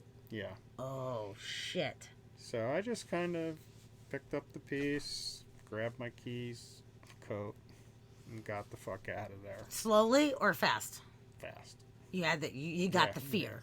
That Yeah, I it got- fucking yeah, gave you that yeah, fear. it Yeah, definitely that did. feeling is rough. Where you're like that Yeah. adrenaline. Because I wasn't familiar with it, and boy, what an introduction. Yeah, shit. There's no way of like maybe that was the wind. You're like there's not an explanation. Well, it wasn't, and anyway, I came back to work later the next week or whatever, and I didn't tell anybody about it because, fuck, you're gonna think I'm crazy if I tell you that story. And for some reason, I started a conversation with the studio across from me, which was a yoga studio. And I was just chatting with the woman that ran it. I was like, so, weird question. Have you ever had anything strange? She's like, you mean the ghost? I'm like, yeah, that. And she's like, oh, yeah, that's a thing. Sometimes it lights candles in my studio, which apparently turns out to take quite a bit of psychic energy. Yeah. It It does. Yeah. So apparently, yeah, that whole building had some problems. Interesting. Did she ever have anything where she felt unsafe or like super No, scary? no, just shit like that. Mm. But what was funny was I took maybe a year later. I took what was called Haunted Tour or Spooky Seattle or Mm-hmm. something, and took a tour, and they're like taking you all around Seattle and through Pike Place Market, and you're in a bus or a minivan. And finally, they take this detour, and they're like, "We're going to take you to the most haunted neighborhood in Seattle." And they're like, "Drive right through Georgetown." Really? Yeah, apparently that whole Oh. area where my building was used to be a pauper cemetery. Shut up. No. They built over the cemetery? Yeah, classic move. You left the bodies, but you only moved the headstones. Yeah, exactly. No. Shit, really? Yeah. So that whole, and then of course there's the Carlton Castle over there, which you probably know. Mm-mm. You don't know Carlton Castle across from Hat and Boots? No. Shut up. Tell It's me. like on the National Registry for haunted houses. What? Carlton Castle? I'm pretty sure that's what it's called. It's And on it's- Carlton Street. Yeah. What? I'm going to look it up right now. Tell me about it. Well, it's all going to be anecdotal and maybe slightly mangled, but it used to be a brothel. Gessner Mansion, maybe? Carlton Ave South? That must be it. If you just look up Yeah, in haunted Georgetown. house- Yeah, it shows it's in Georgetown. Okay. Yeah. It might have changed the names, but it was normally called. Okay, it's on Atlas Obscura, an allegedly haunted mansion with a tragic tawdry past. Yes. Oh. Yeah.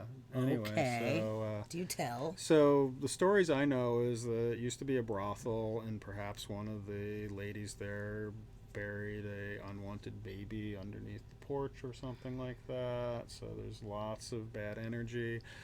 One of the stories I heard when I was living in Georgetown was and I think it's privately owned now, but it used to be rented, and if you rented a room there or a tenant, you had to sign a waiver for whatever the fuck might happen. Oh, it's like that. Okay. And Okay. apparently some of the tenants actually offed themselves after living there and all kinds of stuff like that. But it's actually like nationally known as like a spooky place to go check out. Oh wow, I had no idea. I wonder if they do tours like Um, of the actual house I think it's itself. like people own it, and like it has like Oh, it's standard inhabited? yeah. Okay. And I think like they probably aren't excited to have anybody knock on their door. No, that's Yeah, fair. yeah. There's some places in San Diego that are like notoriously known haunted places, and you can go do tours through Oh, there sure, and yeah. everything. There's one specific one in Old Town. I don't remember the name of it, but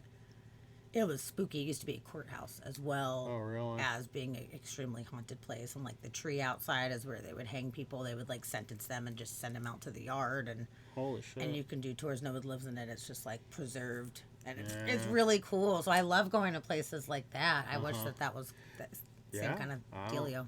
I don't know. Maybe it'll change hands again or something. But you were close to that In that where you're at. neighborhood, yeah. But that's just like part of that neighborhood. But what specifically where I was, that's literally where that was. And that whole block is wonky. Like there's Stellar Pizza there. It's one building over, and I was friends with a lot of people that work there, and there were like regular spooks in that place that the people working there would see regularly. Just like the old guy that used to come to the bar that died 50 years ago. Sure, and we still sure. see him going into the pisser. Not too surprised to hear that. It is an old part of town. It's an old preserved part of town. There's a lot of the old brick buildings. Yeah. There's, I think that there is residual energy that can stay in some of these places. So, not surprised if that's shit's happening out there. But it was surprising to you because you didn't even believe it. No, I didn't believe it, and I had no evidence for it, and and it's kind of how I feel about other phenomena now. I'm very much more open to it. I'm more of a mindset, well, just because you haven't seen it doesn't mean it's not the case, and, Good. certainly. I'm proud of you for being able to expand your horizons as far as that goes, where it's like, okay, well, I hadn't seen it, But now that I've seen it, now you have to try to incorporate that into your understanding of the way the world works, rather than just shut it off. Because some people will just shut it off and be like, "Well, I can't explain that, but there has to be an explanation," and you and they just close the door. So it's hard to open your whole world to seeing things differently. Yeah, so. Well, no, that definitely changed my mindset on it. And I live in a building here in Seattle now that's very old and has reportedly got some spooky shit going on in it. And it's funny how I've changed about it. I'm just like, whatever, you do your thing. I got stuff to do. So where you live now, have you had any kind of experiences or like feeling stuff? Feeling stuff, but stuff being moved around. Things being very like entry level poltergeist stuff. Like I know I put those keys there, and now they're really stuff that you could just be like, well, you're getting old, maybe you fucking forgot you put them over there. Sure. But you're like, I'm pretty damn sure that I put the thing there. No, like my wife couldn't find a pair of keys, and they were when she did find them, they were inside a Ziploc bag in the lowest secret inside compartment in her purse. What? Yeah. Oh, that's weird. That was not just, I accidentally threw them in there. Fuck no.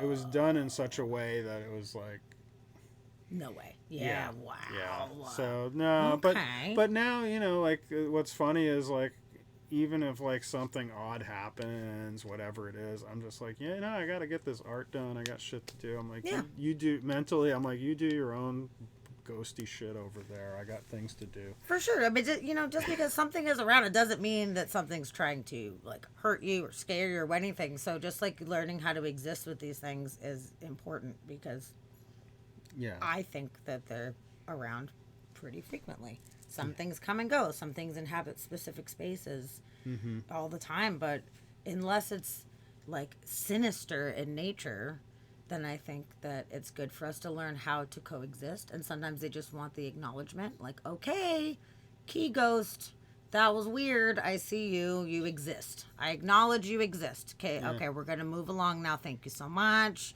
Just that acknowledgement, I feel like, is what they're seeking. Yeah, or if it's just ghost that closes the door even though I put the little wedge in there. I'm like, okay, huh? I'm like, I kind of got to get back and forth here. That was funny, but I got shit to do. Well, you got to wonder if it is like a residual haunting type of situation.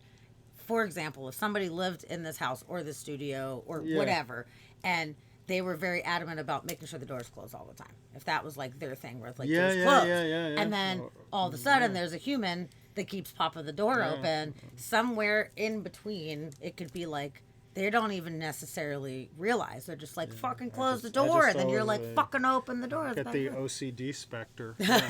For sure. Yeah.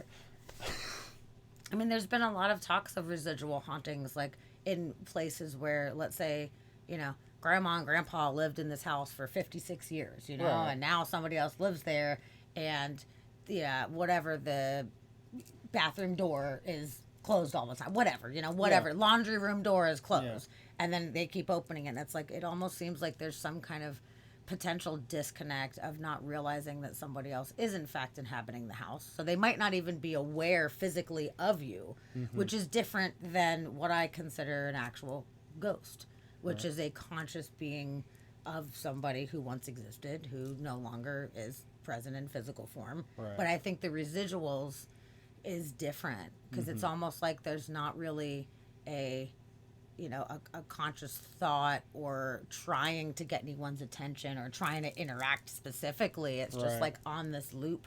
If you've done something so many times over all these years, like you could just kind of have a little bit of your energy imprint left. Yeah, and that's more comforting, I think. Versus I don't mind that. 'Cause Grandma, you know what?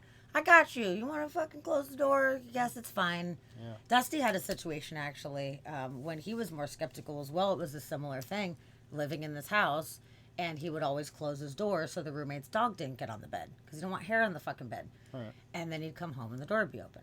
And then he'd close the fucking door, and the door would be open, and it latched, and he was like to his roommates, can you guys stop opening my door? And they're like, we're not opening your door, dude.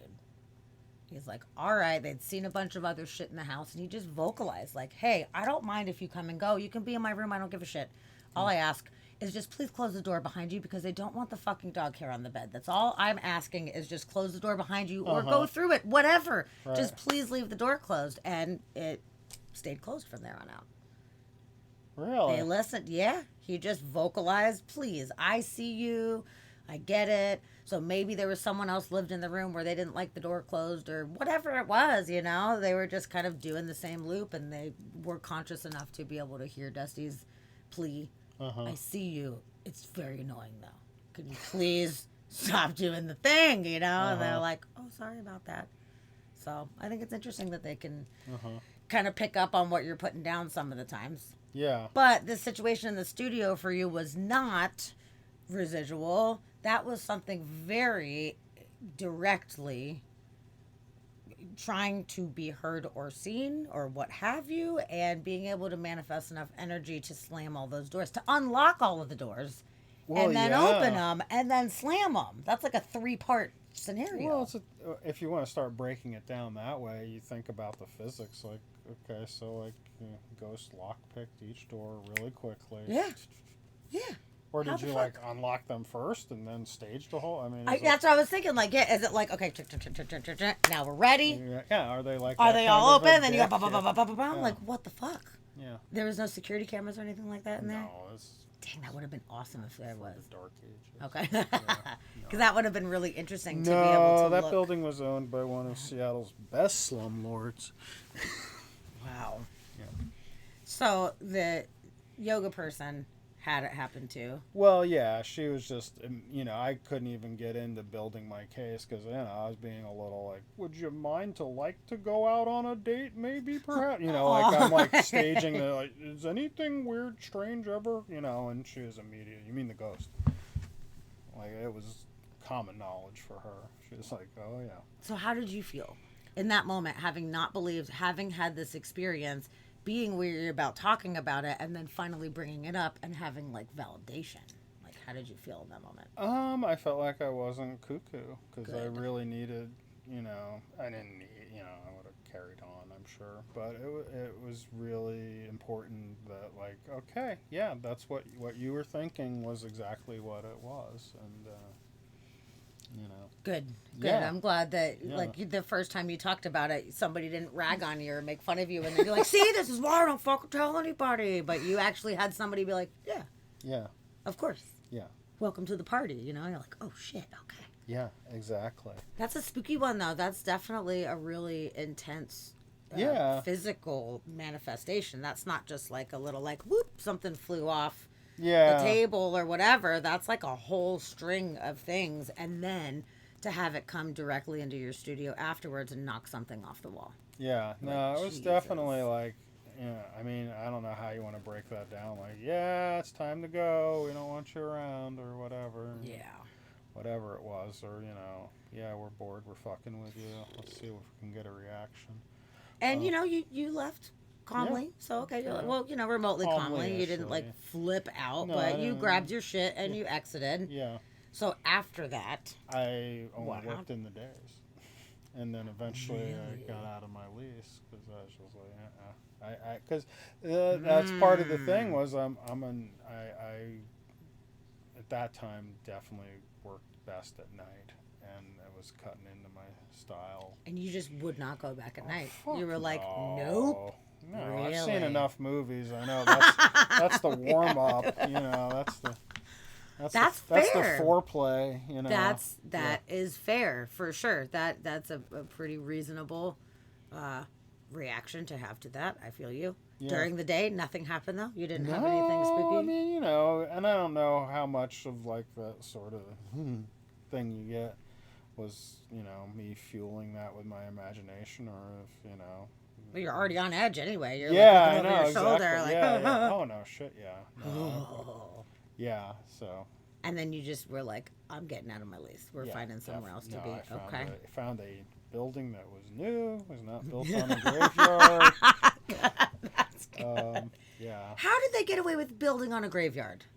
Apparently, it's a thing. And there's another place in because I in that same haunted tour. There's it's I don't know where to describe it. It's somewhere between the Central District and Georgetown or whatever, but it's called Comet Park Cemetery. Oh, Comet Lodge. Yes. Yeah. I have been there. Okay. I have been over And there. you It's a do cool know little ab- spot. Yeah. Do you know about the story about it? I know that it was native land. Okay. I know that there was mass graves there in some spots, and I know that there's a whole bunch of tombstones that are in piles and up against the trees. So they're unmarked graves, and I'm not sure, I don't remember exactly why that is the case, but there are not as many gravestones where there should be. Because as you face east and you see the newer homes built there. Oh, no. Oh, yeah. And Oh, they did not. at least the tour guide, the premise was that they were supposed to have moved the graves and the tombstones, but they just built right over it. And the people that own those houses over there have plenty of stories to tell. That should be illegal. I thought was illegal. Mm-hmm. How did people get away with that? How the fuck can anybody just do that in good conscience? Well, that's conscience and money. I know you're. As soon as I said it, I was like, "You're right. It has nothing to do with conscience." No, It's just so fucked up, really. So they just kind of yeah, sure, we just did knocked that. them down. Oh, Yeah. man. So yeah, I mean, the story I remember vaguely, and I should do the tour again because it was really cool. But the story that the tour guide told was that there was at least one house where this little boy regularly appears in the basement or in the play area, and like the resident kids are like, "Oh, little Tommy plays with us." Oh wow. Yeah, Hey, if he's just being cool, then that's cool, Yeah, Like yeah. As long as the little kid's Tommy's just cool. bored. If he just wants to hang out with somebody, if it's not like a Amityville Jody kind of situation, we're good. You can't Jody. No, Can't be a Jody. Don't be a No, thank you. It's fucking scary. Yeah. So there is a possibility of the Jody factor. So yeah. Anyway, that's a story I remember from that tour. I would love to do a tour with you if you want to go do another tour. I would love it. I love history just in general, and I love hearing the ghost stories of I think that'd the be area. fun. We could grab super fun. everybody and do it. That would be See if we great. could get our little bus on. I would love it. Yeah. I've done ghost tours in so many different places, and I really like doing them for the historic aspect, but also I like the spooky stories and like the walking tours. I like there was the one in Pioneer Square. It wasn't a bus one. It starts off in the underground area. It's called Spooked in Seattle, actually. Okay, so it's similar. Yeah, it's got to be. It's it right might be, there. Yeah. In Pioneer Square, near that fancy dress shop that has all the 50s dresses in the windows. I don't know what the name of the street is, but pretty prominent spot. But you go downstairs, you walk in from the street level, you go down, and then they're like, "This is the old tunnels." Right. I'm like, "Oh shit, we're in the Seattle Underground," and they have a death museum in the kind of waiting area before you take the tour. They're like, "Okay, take a minute, look around." Death memorabilia. There's a death mask. They have a coffin laid out with a recreation of a death mask and the whole thing. So it definitely gets you in the mood while you're waiting for your tour. You're down in the Seattle Underground with all this spooky shit. You're like, all right. And then they just take you on a walking tour of the streets and tell you about the different buildings and what have you. Okay. That one's really cool, but it ends in the underground, and then you kind of pop up on the other side of that office area. So I got to tell you, it's fucking weird because me and my friend, both of our cell phones drained almost completely out. We were on 4% by the time we were done. And we were charging in the car before we went, and we were at about 50%. And we didn't use our phones during the entire tour. And I pulled them out to take a picture at the end down in the underground. There was a creepy baby doll in a carriage, and I was like, oh, that's fucking cool. So I pulled my phone out, and I was like, I'm on 4%. I was like, okay, that's fucked up, because that was weird. But I can't take a picture. Can you pull your phone out and take a picture? And she pulled her phone out. She's like, I'm on 3%. It's like, shut up. Like, it's kind of a known thing that they can draw energy. Yeah, no. But it got fucking both of us, like, hard. So it was like, all right. Like, even if I didn't necessarily believe in any of your silly stories or thought you were kind of like camping it up just for the tour or whatever. That was a physical situation that happened to both of us. And we know for a fact that we were both like in the 46% or whatever. I was like, all right, well. Yeah, Lisa refuses to do the underground tour because she doesn't want anything to latch on. That's fair in a way, for sure. Yeah. Kind of being aware of those boundaries and being able to hold space helps a lot. It's not a perfect science, but having those tools and being able to just be more mindful can really help. Every time I go to graveyards, which I'm a huge graveyard enthusiast, I have taken photo shoots at hundreds of graveyards, like all throughout the world. I love them. I hope to put a book together someday. But every time before I leave the property, going out through the cemetery gates or whatever, I always say something. Sometimes it's out loud, sometimes it's just in my head.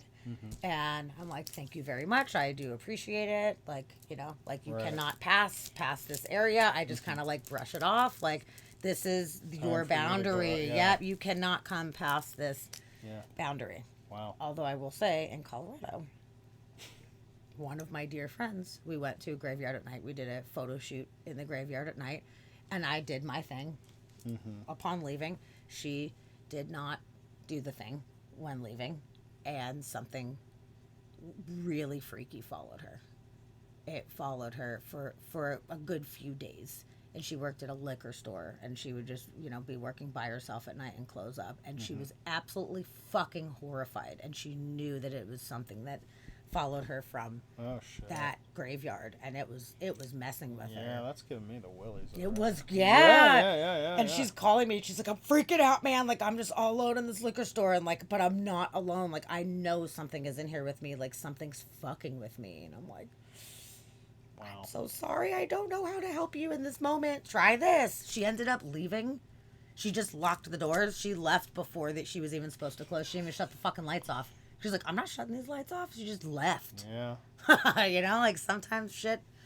Why does shit work better in the dark? Like, what is that about? Like, turn out the lights and shit's more. I don't know, but one thing that I have thought about, which maybe is part of it, is the fact that there is more uncertainty and fear that we have when we're in the dark always. So it's like the a little feeding off of that is what I think that it could be. And I watched a lot of these horror movies, and I'm like, turn the lights on, you assholes. You know, I know they're doing it for like cinematic effect, but I'm like, just turn the lights on. You might feel better, but I think shit's even creepier when it's happening with the fucking lights on.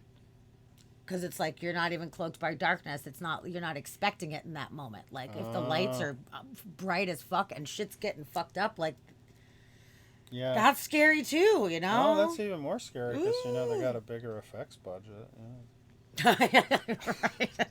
I always hate that in movies, like when it's kind of dark, because you know, like you don't have to spend as much. Oh, like that whole episode of Game of Thrones with the Dothrakis going out, like that whole battle scene. Yeah. Everyone was like, "It's too dark, we can't see anything." I'm like, exactly. Kind of the point.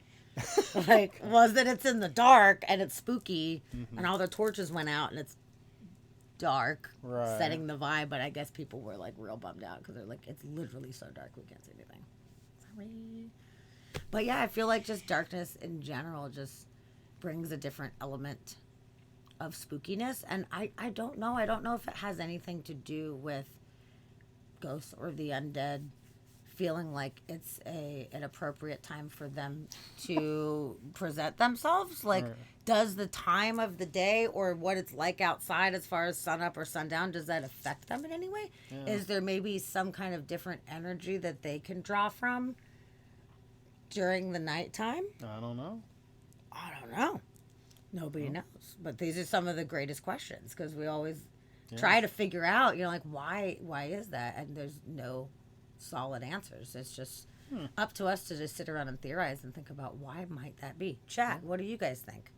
Let's see what you guys think. Oh, let's see what Natara said. Speaking of cell phone battery stuff, on the road trip, we stayed at an old motel, and I had my battery fully charged, and by the morning it was dead, super dead.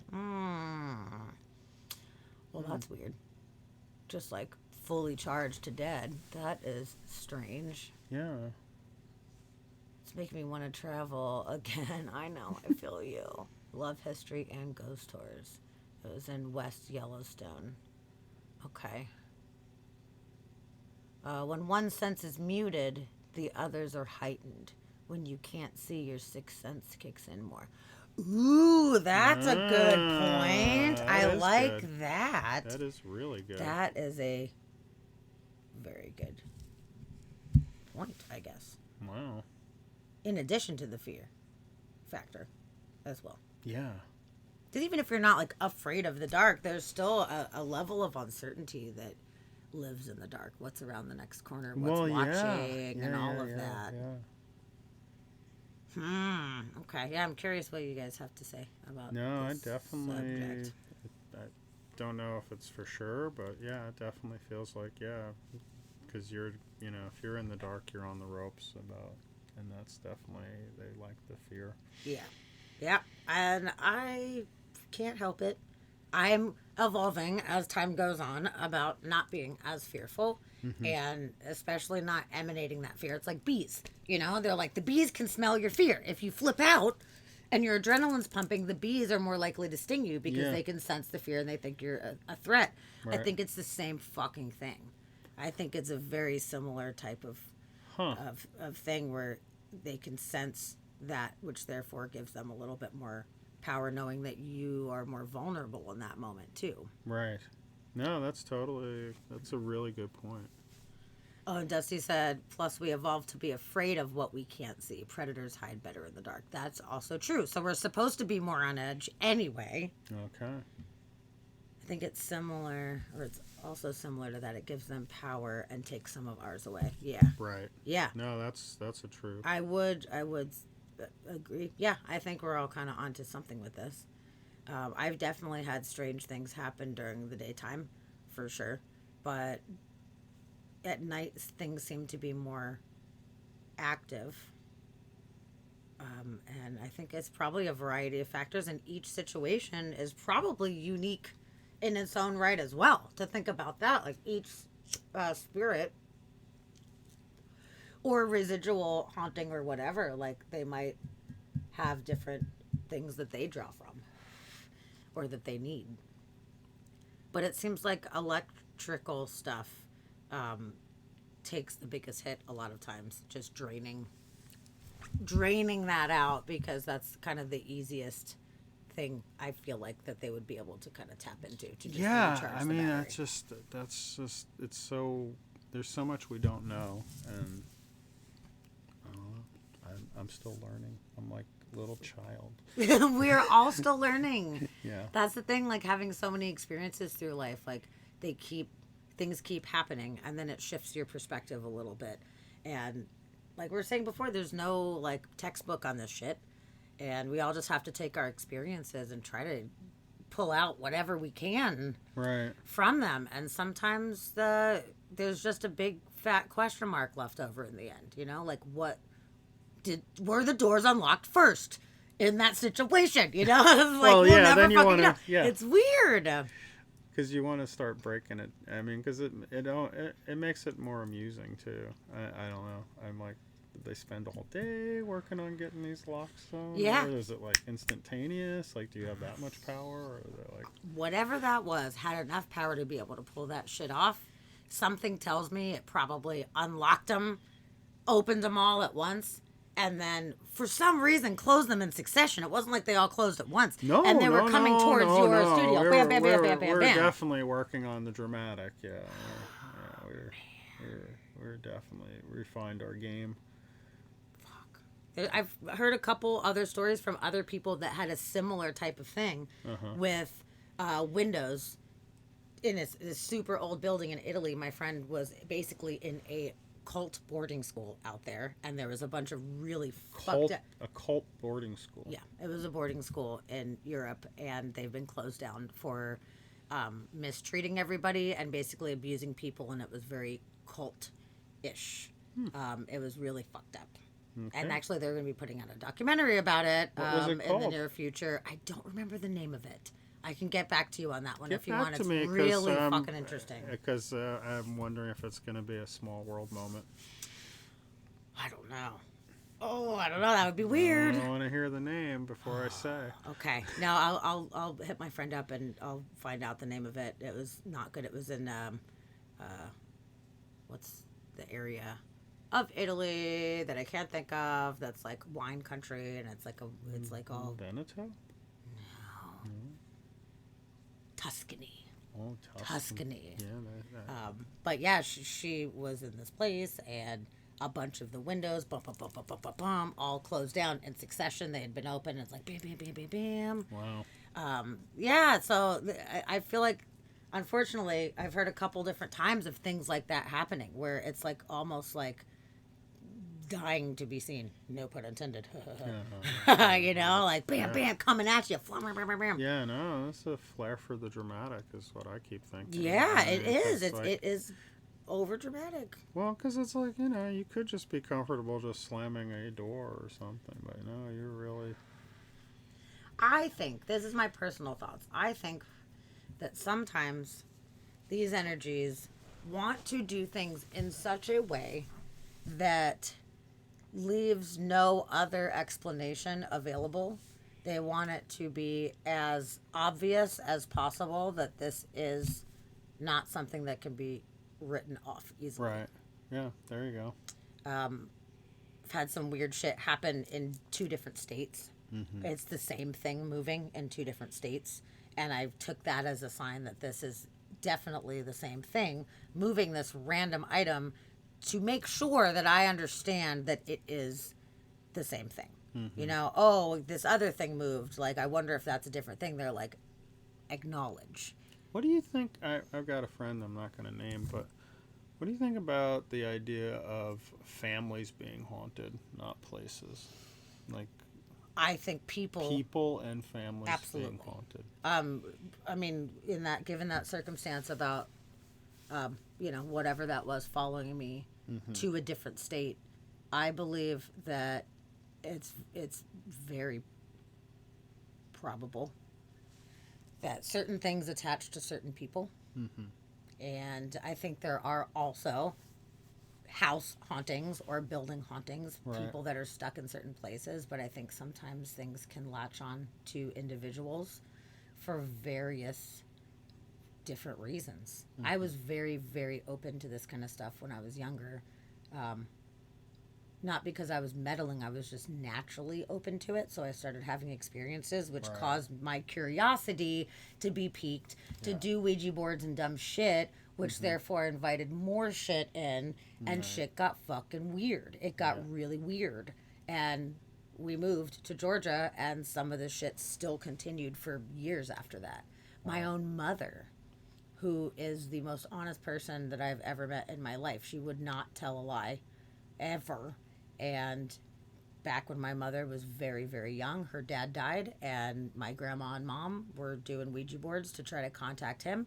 He didn't come through, but some other things came through, and they, we've always had psychic stuff in our family, so they were interested, and they started communicating with these things, and shit got real fucking bad to the point where they moved to a different state. Wow. And it followed. They moved from, I think it was from Jersey to Connecticut, trying to get away from that, and it followed. And it even followed down to Florida. So when I was a young kid and I would stay at my grandparents' house, it was there, and I knew it was there before anybody had ever told me. I was young, so they didn't be like, we have a fucking ghost that's followed us for 30 years. Like, nobody told me that, but I absolutely had the shit scared out of me on so many occasions that I decided I was not going to be staying at grandma's house anymore. And I made it where I was like, oh, I'm just too old to be staying at my grandmother's house, like I'm just too old for that. But really, it's because I was scared shitless, and I couldn't talk to anybody about it because I didn't think anybody knew what the fuck was going on. And then eventually, Uh-huh. my grandmother was like, hey, you're 13. I think it's time to tell you about the family history. And she tells me all this shit. And I just immediately burst into tears. And I was like, I know. I fucking know. This is why I haven't been staying at your house. I wasn't just too old to stay at grandma's house. Like, I love Really? you. Like, I could not sleep there one more time ever. I couldn't do it because they were fucking with me. And she felt so sad. She's like, I'm so sorry that you didn't feel comfortable talking to me about it. I'm like, I didn't feel comfortable talking to anybody. I thought I was a kook, you know? Like, Yeah. nobody talked about this kind of stuff. So I was just like dealing with it solo, and it sucked. It really sucked. It was really scary. Wow. No, it must have been really scary. It really was. It was not good. Like that guttural feeling of fear. Mm-hmm. Like I hope that you've never had it. Maybe in that moment when you had that experience you had it, but that like overwhelming, just like soul shattering fear feeling. That's probably the only time that I can think of off the top of my head that I've had that level of fear feeling. Mm-hmm. It was when I was there upstairs in their house trying to go to sleep, feeling like there was people watching me, and it was a very distinct thing where I knew it was like 2 males and 1 female. Mm-hmm. Very distinct. I could feel it. And I could see them, but not physically, not with my physical eyeballs, but I knew where they were, and I could feel their energies. And they weren't necessarily trying to hurt me or anything, which thank goodness, but they knew that I knew. Mm-hmm. And it was like exploiting that a little bit. Mm-hmm. Like just kind of like staring into me, like trying to get some kind of rise and reaction out of me. It was So like horrible. Monsters Inc., where they're like, you know, just need that fear energy. Maybe. Fuck, maybe. I don't know. And maybe because they had been around for so long that my grandmother at that point, she was just kind of like, yeah, whatever. Maybe it's like fresh Right. fresh That's what blood I'm in there or saying. something, Well, you know? Like they're not like deeply malicious, but they know like if I sit here, that'll get her jacked up. Yeah. There was something that they were, well, I guess, wanting out of my reaction. I'm glad shit wasn't flying around and moving around and all that kind of stuff, but it was just it was really scary. But there was points after that fact where I did see things move around in my room that I can't fucking explain. And that's when I was like, all right, I get it, you know? Like, there's definitely more than meets the eye. Yeah. I cannot explain this with physics, with science. You know, I'm a pretty logical person. I don't want to jump to conclusions about things. I don't want to just say anything that goes bump in the night is a ghost. Right. So I kind of take the Mulder approach where it's like, I want to believe, but I also want the proof to be able to understand. But Yeah. I'm more open to like, I think these things really do exist, but I need that proof. And I don't know, I've had enough shit happen where I'm like, I'm good. I used to go take photos, like try to take ghosty photos and go to all these haunted places and go like, not provoking in a rude way, but in a like, hey, if you're here, click, click, click, click, show up on my picture. And now like, I don't need to do that anymore. I'm good. Yeah. I don't need validation. I feel very validated. You feel, yeah. It's fine. You know, I'm interested in going on ghost tours and hearing these stories, and I'm open to experiences if they are pleasant in nature. If something just wants to be acknowledged and seen, and it's doing it in a kind manner, I am all about giving you that acknowledgement. It's fine. I do not mind doing that. Don't make me feel unsafe in my own house, in my own space. Right. There's fucking boundaries. Don't come home with me. I'm not trying to save the day for you, you know, but if you just need acknowledgement, like I am willing to give that.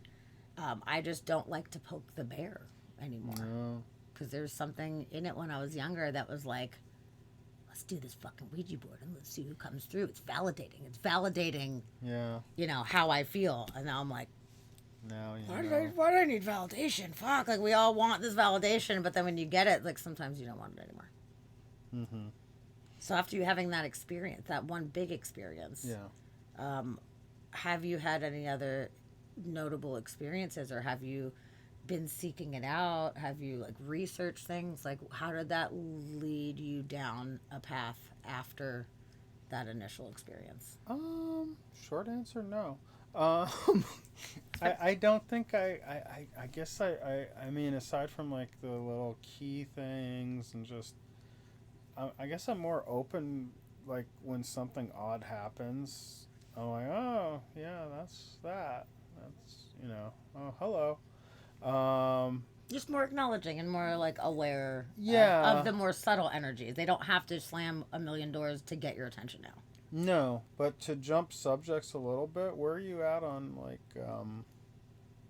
extraterrestrial and UFOs and stuff?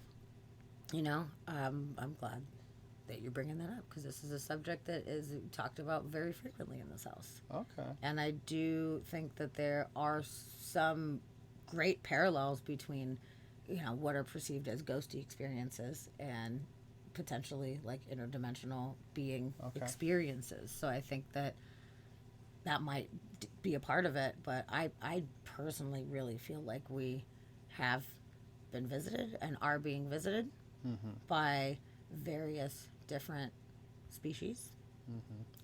There's too many fucking sightings and too many experiences. I honestly think in our lifetime we'll see disclosure. I think that we already are. It's slow But I'm process. talking like the real, because I feel like it's all like the fact that like, God, I feel goofy. No, let it all out. This is great. This is the perfect. But place I feel like it's. I feel like obviously, and this is not new ideas, but I feel like it's all being massaged right now. I mean, the fact, like the leaked Navy footage, the Pentagon's like, yep, that's real. I mean, if this world wasn't so fucking weird and odd right now, that would be a big deal. That like that footage is in the New York Times. The Pentagon's like, yeah, that's legitimate. Yes, but they're like, we can't say it's actually aliens. We are just admitting that we do not fucking know what it is, which is the first step. Right, it's the first step, but it's a big step. It's a big step. Particularly a big step because if you've met Navy pilots, which I have, and I've known a few, they're not funny, creative.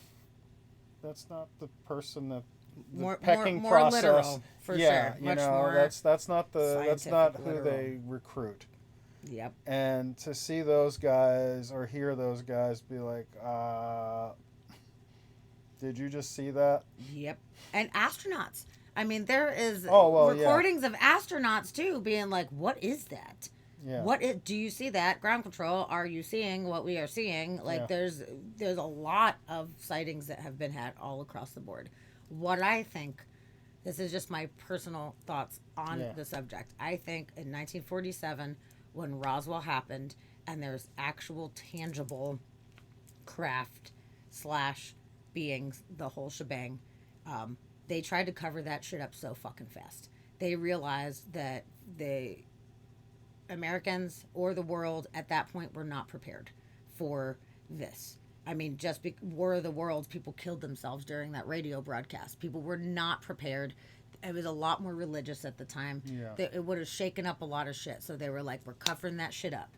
I've been to Roswell, to the UFO Research Museum, and read hours. I've been twice. I spent hours reading a lot of this paperwork that is now up, which is, was disclosed for a long time, but is now available to the public after 50 years. And they pretty much made a protocol on how to deal with a crash and how to deal with the situation. The Majestic 12 paperwork, it lays it out very well. Like, create a cover story, get everybody out, get local law enforcement out, create a cover story. We will come in, we will assess, and we will deal with it. So the weather balloons and all the bullshit was distraction. But now what they've done is they've dug themselves into a hole where they're like, okay, well, we said all this shit's bullshit. So if we come out now and just in one moment just say, hey, it's not bullshit, sorry, we lied, but it was for the better of the public, then people lose trust in the government, which there's not a lot of that left to give right now. So rather than just say, yeah, we fucking lied, it's like, okay, well, let's slowly release these things, do it in a more kind of quiet way, other countries started disclosing shit left and right, and America was like, fuck, we can't be the only ones that are denying this. I mean, Canada did a whole press conference. Did you see that whole press conference, the disclosure thing a few years ago? No, I was like, excuse me, Minister of Defense of Canada sitting here telling us this shit right now. Yeah. Like, we're right on the other side of the border and you guys are still denying all of it. So I think that it's like the slow thing where it's like, okay, we're going to give you this. Boop. How about this? Beep.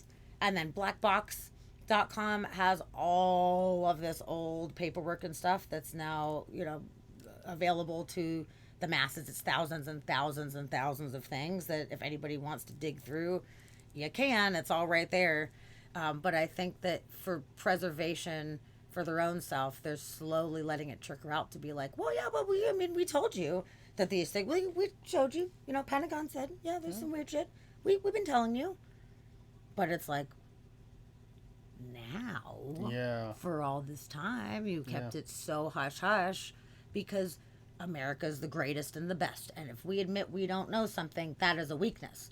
So if we say there's these alien sightings and all of this stuff is happening, but we don't know, and we don't know how to protect you from it, if it is a threat, then people lose trust in the government and the military. Can't have that. So it's all, I think it's about saving face and making sure that they appear to be in charge and all-knowing and able to defend us. But they're not, because when there's been some sightings over these like military compounds, all the fucking weapons go down. All the back system for the weapons go down. Everything is shut the fuck down. So it's like, sorry, you can't just start shooting shit in the sky, like that you don't know what it is. Yeah. I don't think that the majority of them are threats anyway, but people are afraid of what they don't know. Oh, well, no, and it seems so evident, not to seem too woke or anything, but it just seems like it's such a male perspective. Like, I can't possibly say we don't know. Yeah. Like, yeah. I can't. I know where I'm going. I'm just gonna keep driving. Yes. No, we're lost. No, I got this. I mean, it's agree. so that energy. Well, look at America. America's like the broy douchebags of the world. Yeah. We're like the fucking fraternity kids of the world right now. Like it just it's would gross. kill you to go, yeah, there's something out there and we don't know what it is. Like, ta-da. I love that. I love the mystery. Fucking A. Inspired by mystery. Like that. I mean that, like the fact that we don't have everything figured out and there is mysterious things is totally inspiring to me, and it opens up these kind of conversations. We don't have to know every single thing. No. And you don't have to be aware of everything to present it to the fucking public. Like, no. I mean, this is why philosophers, this is why Plato and aristocracies are, Aristotle, anyway, are still revered. Like, they're asking these unanswerable questions. Yes. Like you can play with it, you can massage that, but sometimes there's just not a real clear answer. There's not. And then when we do get them, it's so convoluted right now. Yeah. Because we're getting certain information here, and then you have to worry about the disinformation campaigns as well, where there's people actually out there giving fucked up information to throw people off as well. Yeah. So it's like, who can we trust at this point? And that's exactly the point, is to try to shake it up to the point where nobody knows what is real and what to trust, keep everybody confused and spinning in circles, and that buys you more time or whatever. But I mean, like Tavia and Natara both said, we cannot be trusted and we're hostile as fuck. Like, us as humans right now, we're the biggest dicks in the universe. I would be willing to bet that we're the biggest dicks, at least in the galaxy right now. We're not making good choices. And here we have all of our weapons, and we'll nuke the whole fucking planet if we need to. Fuck you, like, it's not a very welcoming kind of energy that we're giving. With the exception, are you familiar with the documentary Close Encounters of the Fifth Kind with Dr. Stephen Greer? Yes. You saw that one? Yeah. About where people are actually meditating to try to contact these beings. So, yes, there's a lot of hostility and there's a lot of darkness. And as a whole, if we look at humans as a whole, it's very uninviting. It's very scary. If I were them, I would be apprehensive as well. But then there are some of us who are seeing it from a different perspective that are like, hey, we see you. We're not just living in fear of you right now. We are welcoming. Mm-hmm. We welcome communication. And it seems like they're waiting until more of us are on that level where we are open to that communication instead of getting our guns and going and shooting at the sky, like it's not good. But we're trapped in a sea of these people who think that that's the way to be. Well, yeah, and it may just be we're just not worth their time at this point.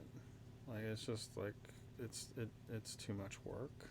That's what I wonder. What is the motivation? Yeah. What is the motivation behind it? If it's just out of curiosity, like maybe it's not worth it at this point. But there's so many different theories of why they may be here. Yeah. I would hope, at least in some of the species cases, that they are trying to elevate our perspective. Maybe, to get us to see that the fraternity asshole way of being is not the way that we should. Yeah, I mean, that's a more hopeful perspective than, like driving past a car wreck. Dude, which can you believe? Has its place as well, man. I mean, if I were them, I would also be like, what the fuck is going on? Like, oh my God, do you see? They're just like chopping the whole rainforest down. These fucking idiots, like. Yeah. So, and there's I believe different species of them, so they probably have different motivations as well. Yeah, exactly. That's a really good point.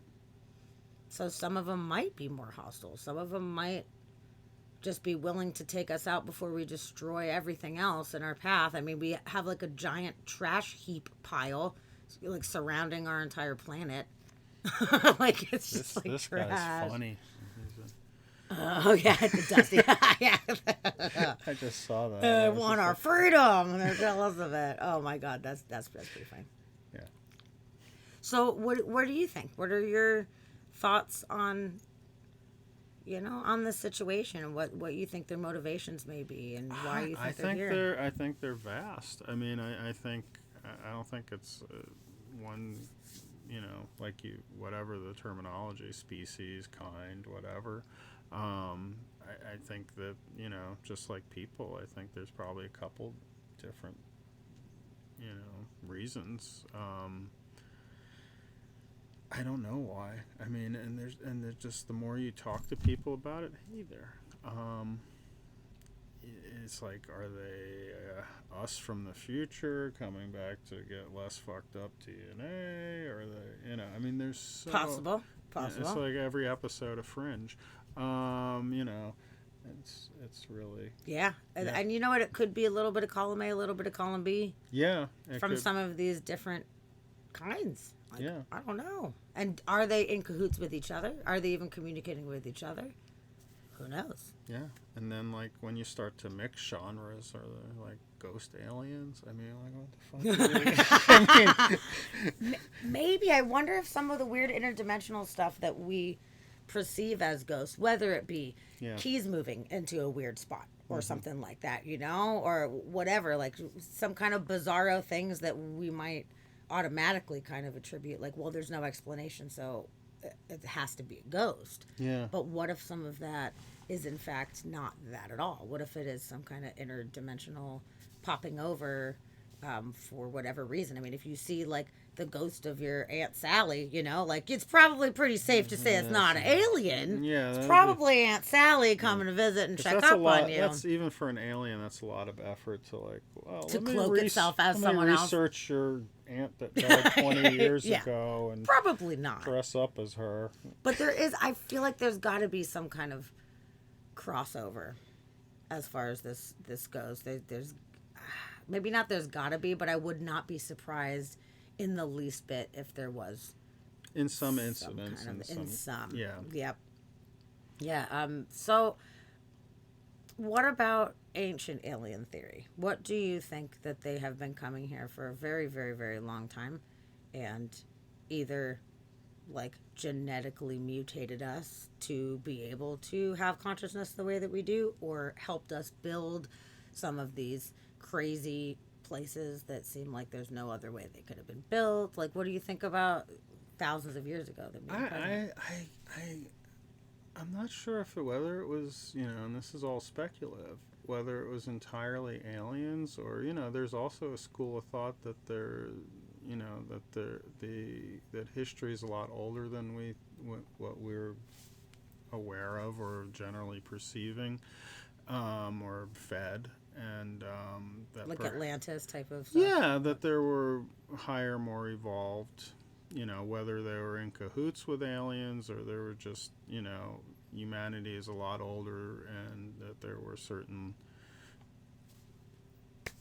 whatever, lineages of people that were, more evolved and educated, and were, whatever, the ancients eventually decided, well, we'll just call them gods or whatever. Sure. Because that's pretty damn close to what they were like. Mm-hmm.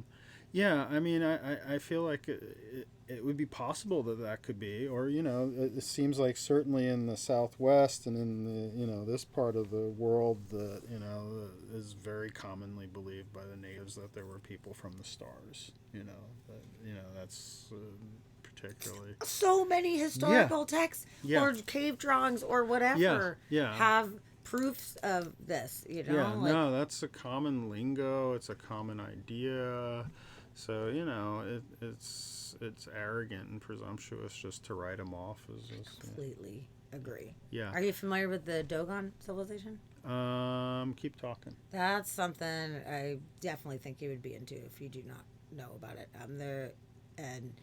I'm definitely sounding like I don't know. Okay. So, As like, there's some documentaries that I can give you guys some links to and stuff like that to learn more about them. But it's an African tribe that has been around for a very, very long time. They're still a primitive tribe, and they claim that their ancestors came from Sirius B, which is not visible to the naked eye.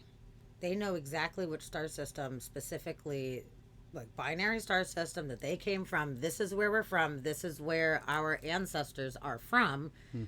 And only until recent times were we actually able to physically confirm that there is in fact these star systems there. They have drawings of what appears to be the splitting of atoms. They have information that appears to only have been available if brought to them from where they're claiming this information was brought to them. Dusty actually has tattooed on his wrist. He has some of the Dogon symbols on his wrist. Yeah. Yeah, we're talking about you. Yeah. It's pretty amazing. Oh, Corey, good night, sweetheart. I love you. Thank you for coming in. I'm so glad you were here. But yeah, there's a lot to it. There's a lot more to it. They do this festival that happens, I forgot exactly how many years, every like 47 years or 62 years or whatever it is. And they train these specific dances and these specific movements, and they wear costumes, and they train to do these specific movements that mimic the like orbital path of the star. Okay. And not everybody can even get to the point where they are able to do that within their lifetime, since it's such a long gap. But they all know that it's very important part of their culture. They all put their energy into this. Wow. And it all directly correlates with the fucking stars. That's pretty wild.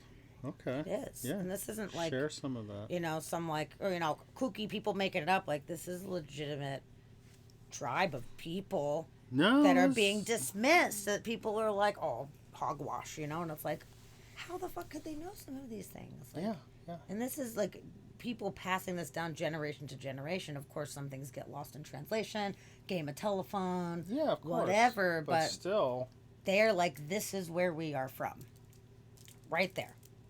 Okay. Like, holy shit. So, gotta make you wonder. Pretty deal. Oh, there we go. There's Yeah. an In Search Of with Leonard Nimoy. Oh, was there an In Search Of? Oh, shit. Yeah. Oh, damn. It's going down. And Dusty's got 2 books on it. Okay. So it sounds like it would be right up your alley to Yeah, yeah, to yeah, borrow yeah, one of yeah. these books I or must whatever. have missed that episode of In Search Of the first time around, but I will. Tavia is like super into Dogon stuff too, and it is something that is not as commonly known as far as in in the paranormal talks and the alien talks and stuff like that. Like a lot of like deep scholars know about it, but it's not as common of a thing, No, which I think it fucking should be because it's so amazing. I got a feeling I will go home and they'll be like, "Of course, you didn't know about that." She's way above me on this stuff. Really? Yeah, no, she's super huge. Yeah. Oh, that's great. That's great. Yeah. Yeah, it's such a big fucking universe. It's bigger than we could possibly even be able to comprehend ever with our little Or tiny human more, brains. Yeah, or multiverse. Yeah. What do you think? Do you think we're in a multiverse? Oh, definitely. No, everything points to that. I don't, I don't have any. Like, I just came from the alter world, but no. So, do you think they're all different universes that are independent from each other, or do you think it's like our parallel universe or dimensions that we can kind of pass from one to the other and have it be like similar to what it is that we're experiencing? There's some of both. I think, but I don't know about the whole idea of like every incident creates another universe. Because if you go too far down, I'm like, okay, so like that one ant that did that fucking thing, that's not gonna. Like, what really justifies a split? Like, what is, like, a moment? That is the biggest question. It's like the whole, the butterfly effect. The butterfly flaps its wings in India and causes a tidal wave. Like, some of the most unassuming things could change everything. Yeah. Like, deciding to go get Mexican instead of Chinese, which seems like not even a big deal. Oh, no, it is. It is. Like you could run into somebody different. Yeah. You could get into a car accident on the street, or just you being on the street causes somebody to be 12 seconds behind you, which causes them to have a car accident or whatever. Like, there's no way to know what actual things affect everything. Yeah. It's so trippy. No, because every tiny little thing ever that you've done and every tiny little thing ever that I've done is why we're able to sit here on this couch in this moment together right now. Yeah. No, it's true. And any one thing could have changed it. Yeah. And that is so crazy to me. It's like trying to like trace it back to where you think like life is a bunch of small stuff that's filler, and then there's all these like big key life event moments that like make us who we are, but really I feel like almost every little thing, except for like you said, okay, one ant goes this way instead of this way, does that affect the outcome of anything? Right. Probably not. Probably. I don't know. I don't know either. I mean, like who's exist, like what things merit another timeline splitting, like. So if it splits, and it splits over and over and over and over and over and over again, then if you chose to get Chinese instead, does that mean now there's a complete other universe which I also exist in, and am I doing the same exact fucking thing, or did your decision for Chinese somehow change my whole trajectory? Or is it exactly the same universe except I got Chinese food? Like everything's exactly the same. The same shitty movie will come out next month, except that I had egg rolls instead of tacos. Yeah, but what if that somehow resulted in you getting food poisoning from your egg rolls, and you were sick, and now you're in debt because you had to go to the hospital, and it changes all these things in your life, and then everyone's affected. That's the big thing, but like, because that's the things we want to latch onto are these big things like, I don't know what the fuck, the Mandela effect. Mm-hmm. Yeah, mm-hmm. Like that's great, but like, why does it really matter if it's Bernstein Bears or Bernstein Bears? Like, who gives a fuck? It's a fascinating thing to me, though. That is really weird. This is a weird one, and I'm glad you brought it up because this is something I've actually been wanting to talk about on the podcast, and it just hadn't come up yet, is the Mandela effect, about people having shared memory experiences, vast amounts of people, and apparently these things did not exist. Right. the fucking movie, the Shazam movie. Shazam. Cause Shazam, was it Kazam? Yeah. Oh no. Yeah, with Shaq. Apparently, yeah, it was Sinbad. They said it was Sinbad, and it was called Shazam, and it was a genie. Yeah. Shaq was a genie. Yada yada yada. Yeah. I've never seen any of them, so I don't know what the fuck people are talking about. But I've read articles on these things, and it is uncanny how many people remember this distinctly. So much so that a friend of mine, she is like, I 100,000,000% remember that fucking movie. I even named my cat after one of the characters in that fucking movie. She's like, my mother will attest to this. The cat's name was what the fuck ever. It was a character from that fucking movie, and I'm being told it doesn't exist. And it never existed. What the fuck? So that alerted me where I was like, oh, fuck, you named a pet after this movie. Now that's a whole other thing rather than people just thought that, I don't know, two black guys, sorry, I thought it was Sinbad, but it's Shaquille O'Neal, like who knows that people, I don't know. Yeah. I think that's a dumb mistake to make, but like it could be. Yeah. But, a friend of mine named her pet after it. That's fucking me up. So what happened? How is this possible? How? How is it possible? How is it possible, but like, still, like, even if it is true, how is it significant? Like, let's go to my favorite one, which was like the Empire Strikes Back. There's a Mandela effect idea that. Oh, really? Yeah, it's like, I can't remember which one. Oh, it's Luke, that I am your father. No, yes, I yes, am yes, your yes. father. I'm like, what the fuck? I think what it's doing. Okay, here's my idea. I mean, on sure, why does that's it matter? true, but like, I still got to pay my bills tomorrow, so like, great, okay. It's true, but here's what I really think, because I've thought about this too. Obviously, you and I both are introspective people, Yeah. and we think about the big questions all the time. This is just part of who we are. Some people are a little bit more surface for various amounts of reasons. They don't live their lives in a way in which has them having existential conversations, whether it be internally or with other people, a lot. So when something like this happens and it makes people be like, wait, what? Hold on a second. Like, what the fuck is going on? I think that for some, it is very big deal, even though it doesn't matter about the line or the bears or whatever, but it's the fact that people's perception of a thing either has failed them or they remember something and then therefore told it didn't exist. I think it's more of an existential conversation that is being presented to them that maybe isn't something that they think about, alternative dimensions and shit. That's a good point. Like, okay, you're broadening, or it could broaden somebody's horizons. Yeah, Yep. I mean, emotionally, very people are like, generous. wait, Yeah. you're blowing my mind. Like, I thought I lived in the safe universe where here's all the answers to everything. Here's this cool book, that my parents told me everything in this book is real. And I'm just doing the thing and living the American dream, doing what I'm supposed to do. But wait a minute. How did Shazam not exist? Yeah.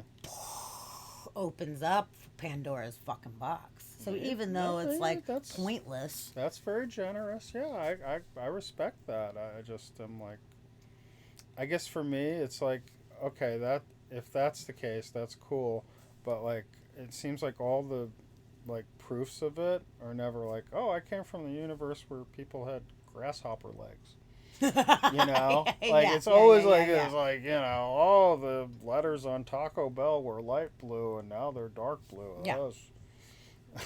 Somebody's pulling one over on us. I don't know. I think like the way that our memories can fail us, like false memories, dude. I think that it's helpful in a way, at least to like bring that up, because so many people think that 100% whatever they remember of the situation is exactly how it happened. Yeah. And sometimes that's not 100% of the situation. Sometimes over time things change in our mind. We can have memories that are different than what actually happened. So sometimes we just want to remember something a whole other. Yeah, and then that can change it too. Force it into in our little reality. It's true, and it can be as simple as like, we've all been on the wrong side of a bicker. I'm like, oh no, I said. Like, no. Like, people feel very, Yeah. I don't know, serious that they know that it was exactly this way. So at least this kind of is bringing that up to people about, like, maybe you didn't remember it the same way, too. Like, Sinbad, that whole thing, there's so many people that remember that. That hurts my brain. Yeah. The Berenstein Bears thing, I have a theory on this one, personally. Yeah. I don't know. I'm from South Florida, where it's all, like, Northerners, New York, Jersey, Connecticut, whatever. I've been born and raised around a lot of Jewish people with Jewish names. Yeah. It's easier for me to be able to differentiate those names because I've been around them a lot more. Yeah. So I remember we read Berenstain Bears my entire life.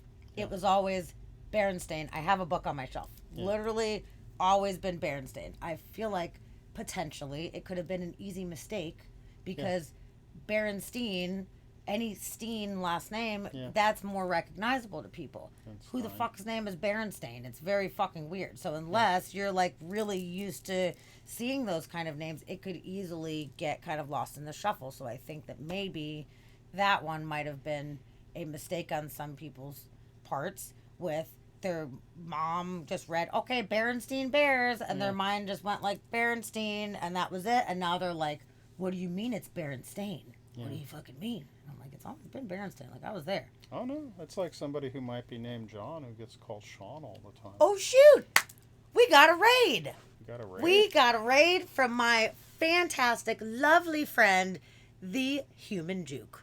Mr. Danny, how are you doing? Thank you so much for bringing all of your raiders in. This is awesome. Logan, nice to have you in too. This is awesome. Sweet. Oh my God, did you have the funnest stream ever tonight? I hope it was so fun. You rocked all the tunes. That is fucking fantastic. Oh man, put a shout out in the ye old chat right now for the Human Juke. Anybody that has not heard him, he's fantastic. He is a friend of mine. Okay. And he plays piano, but he is literally a human jukebox. He will play pretty much anything you throw at him. He even does Juke Goes Nuke. So he'll do where people can throw up names of songs in the chat, and he'll just do like little bars of each one, and he keeps rolling. It's like it's amazing. He's a very impressive musician. Sounds very cool. For sure. That sounds really fun. Oh, he is fantastic. I'm so glad you came in. Thank you for coming in with all your peoples tonight. Just to kind of catch you guys up, if you have never been in my channel before, this is Inspired by Mystery Podcast, and my name is Sammy Soros. I am the host. It is a pleasure to have you in. This is my friend here, who is a fantastic artist, and what is it? Pop Art Saints. Pop Art Saints is the name of his art company. As you can see, we have Saint Nicholas Cage, we have Saint Anthony Bourdain, and Saint Keanu gracing our presence right now. We also have Saint Lilu Dallas candles. He is absolutely fantastic. He makes the coolest stuff. So feel free to check him out if you like. But actually, Phase 1 talked about his art, and now we have actually been talking about aliens. We've been on the tip of talking about being visited by extraterrestrials, and we've kind of been moving into discussing interdimensional things and multiverse theory, and we were just in the middle of talking about the Mandela effect and how fucking bizarre that is. Yeah.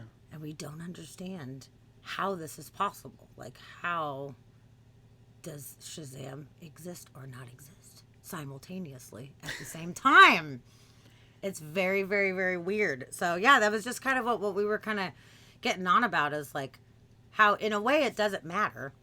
It doesn't fucking matter. But at the same time, it is very interesting that people are having these skewed perceptions consistently, where now it's blowing people's mind. They're like, I totally thought that this was this. Like, why did we see it differently?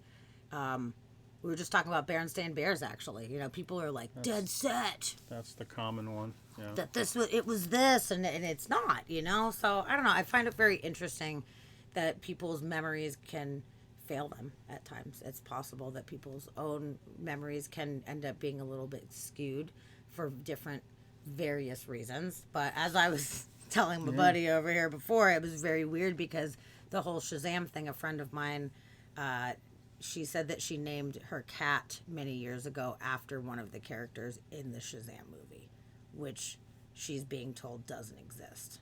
So that one fucked me up because I have no idea how to explain that one. You know, I was like, false memories, false memories. And then when that happened, I was like, oh man, now I've got to rethink this entire fucking thing. Like, how on earth can that be? So, parallel universe, maybe? Yeah. I don't fucking know. Uh-huh. But why would it not be made in one of these? Like, what would be It's a the more reason for merciful universe. That's all. that? Yes. Kinder, gentler universe. Oh yeah, and then the main thing, the Nelson Mandela thing, which is what the whole thing was named Right. after, Yeah. about a lot of people remembered him dying in prison. Yeah. Like, why is that? I don't fucking know. It's such a strange concept. So if anybody has any ideas or theories on how some of these things are possible, pop it in the chat. Let me know what you think.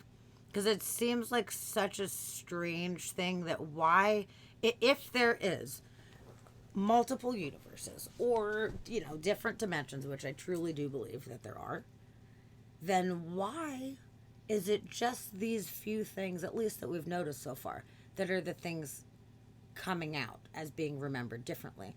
Why is it not like huge life-altering things like, Hitler didn't die when we thought he died or whatever, like anything like big things that would really affect the world. Yeah. It's just like the fucking Bears Bears. Like, it's weird that, I don't know, I feel like maybe some of the things might be Nelson legitimate. Mandela being dead or alive, that's a biggie. That's a biggie. Yeah. That really is strange. Like, why? Yeah. You know what? I wonder if maybe there was a false report or something like that happened. Yeah. And then things circulated. Word of mouth maybe circulated where someone's like, oh, did you hear he died in prison? And then everyone's like, oh, no. Yeah. And without the internet and without having access to information as easily as we do now it's easy to at least attempt to fact check something. You can be like, Nelson Mandela dead, and you're like, oh, no, he's good. Okay, whatever. It was some tabloid that put that out or something, but previously we didn't have that ability. It was word of mouth or what we're seeing on TV, on the news specifically, or what is written in the newspaper. Yeah. And that's the only form of information that we were getting, and we had to trust the source to some degree because that's the only sources that we were getting. Right. Yeah. So, maybe some people watch this news instead of this news channel or whatever. Maybe not. Maybe not. Yeah, I don't know, but yeah, I just remember World News Tonight or whatever, I remember my family watched that all the time. Like, how many families sat there watching that, just taking everything for what it was? So I wonder if there was maybe some kind of, I don't know, miscommunication, or where that was a rumor that circulated, and then some people just forgot that he wasn't dead or something. No, I don't know. No, I mean, I'm half a believer, but I live in a house where we're all smartasses. So sometimes when I misplace my keys or something, my kid's like, "Oh, it's the Mandela effect." In the other reality, your keys are on the table. Yeah. I don't know. It's got to make you wonder. I mean, nobody fucking knows, and that from the beginning of this conversation, you said, and I completely agree. Like, nobody knows. Nobody knows the answers. We can't sit here and tell anybody the answers, but I think it's fantastic to be able to sit and have a conversation and think of the different possibilities as to how this is possible, why it's possible. Yeah. And I like your idea that perhaps some of it's just to cause you to expand your thinking. I think some people could really use some expanded thinking. Yeah. I really would like to see more of that. At least people asking the big questions. And I know it's scary for a lot of people, or maybe they're not raised in environments where people had really deep conversations. I wasn't raised in a household where we had deep conversations, but I just had them internally with myself until I found people that I could talk to about it. It kind of sucks knowing that we have like these universes exploding inside of our heads, and it was limited on who we could talk to, especially as a child too. As a kid, it's like, who wants to have a conversation with like a 7-year-old kid about some of these concepts? Like, what do you know? For me, it's like I would have welcomed it. I mean, it's just it's just a continued litany of fart jokes and dumb movies. It was not until I found my own tribe as an older person that we could actually talk about anything substantial. Dang, I feel you so hard on that. So is it something that just, as long as you can remember, you just always saw things differently? Yeah, it's just always a weirdo, I guess. I don't know. For lack of a better word. No, it's one of and I don't even put myself high on the like smart scale, but I mean, I think it's just one of those things that some people think too much. And do you think it's too much though? Some days, yes. Okay, that's fair. No, I mean, sometimes you watch somebody who's kind of a schmuck, and you're like, must be easier. Yeah, I understand. I feel you on that. Yeah. But I am very grateful. I'm personally very grateful that I just kind of came out with the kind of mind that always was inspired to learn and always wanted to know more. And I know I drove my parents crazy as a kid because I was like, but why? I was like, well, why is the sky blue?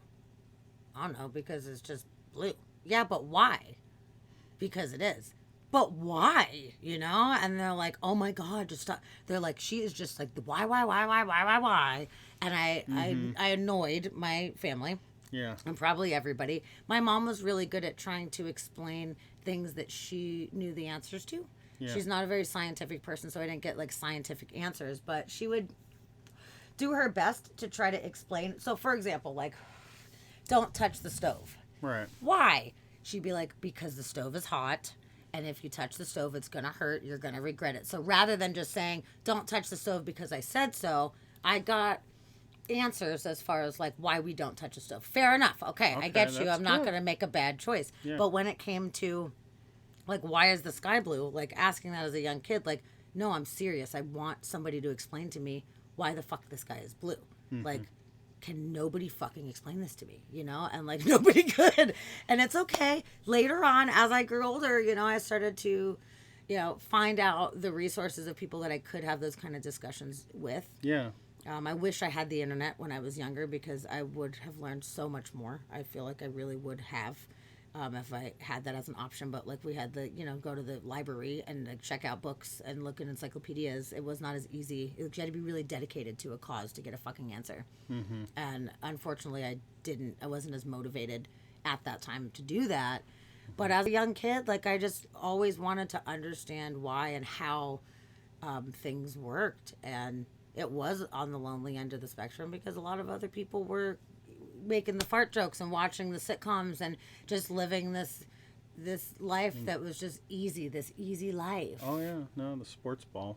Yeah, which is why I'm not a fan of that either.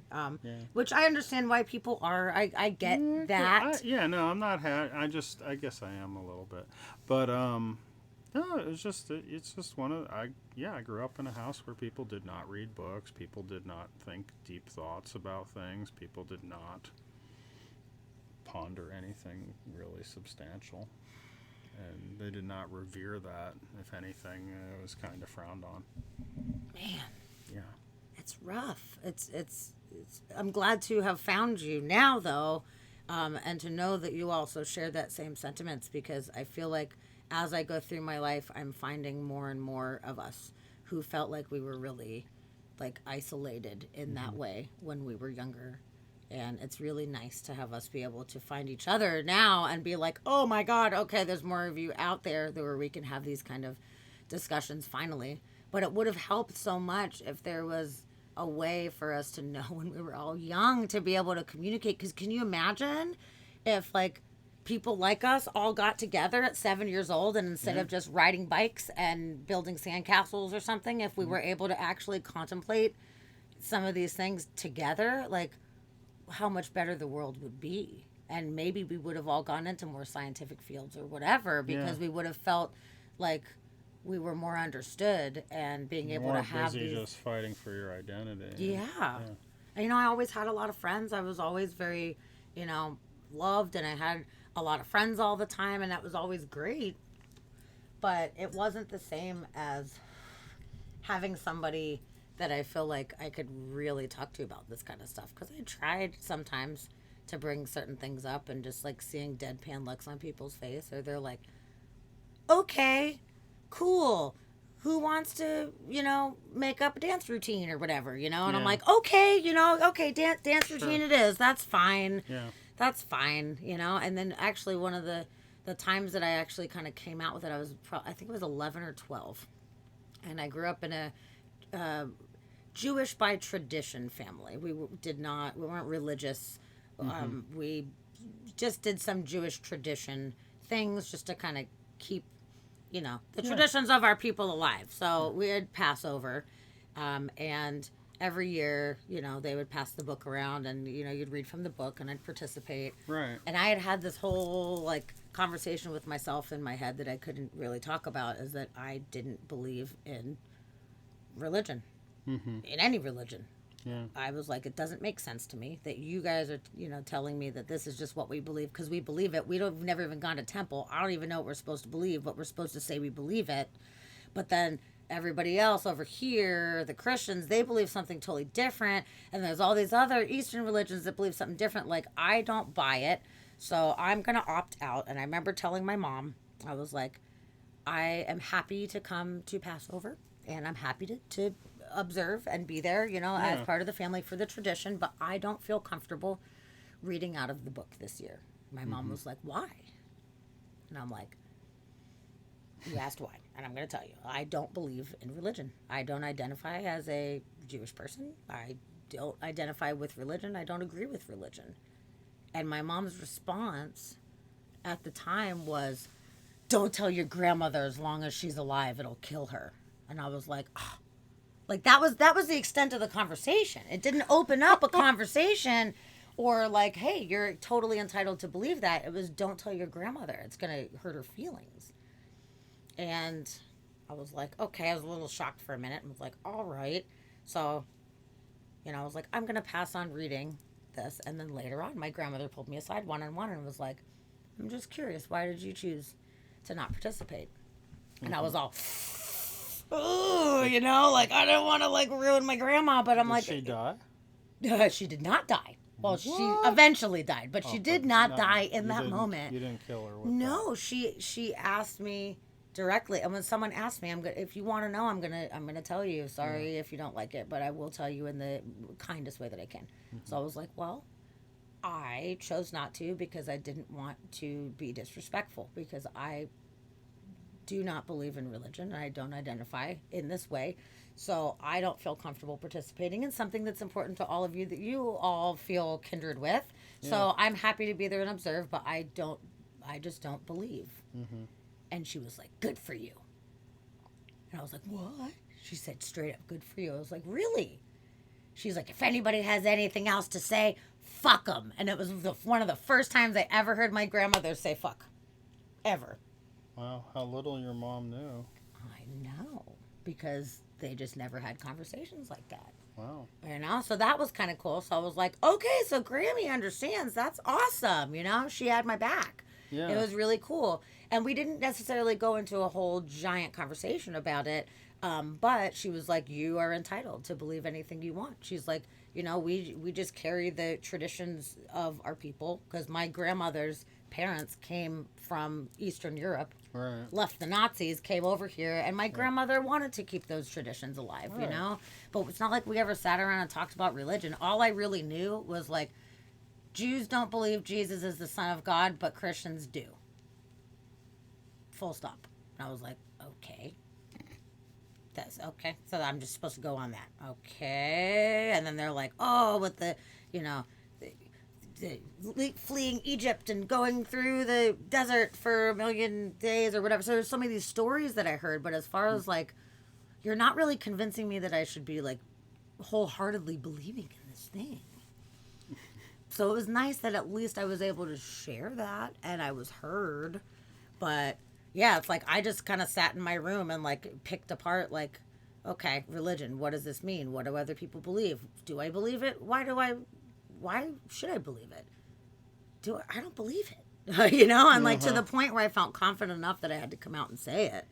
So, from your point of view, you grew up, like you said, in a like Catholic, but more of a like Catholic tradition kind of Same family. situation. I mean, not. I mean, you know, I could count on my hand the amount of times we went to church and Just Christmas or something like yeah, that, shit even. like that. Yeah, but yeah, no, no real conviction about it. No real. This is why we believe what we believe, and this is important, and this, let's get really philosophical about, Isn't it weird that people can be like, yeah, I'm Jewish or I'm Catholic? Well, why?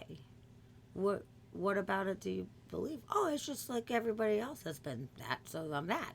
yeah, Right? no, Like, that's I'm like, oh my God, like, how are you people able to operate under these circumstances? I mean, yeah, I mean, I guess, people make this sort of like, I'm a cultural blah, blah, blah, or whatever, Sure.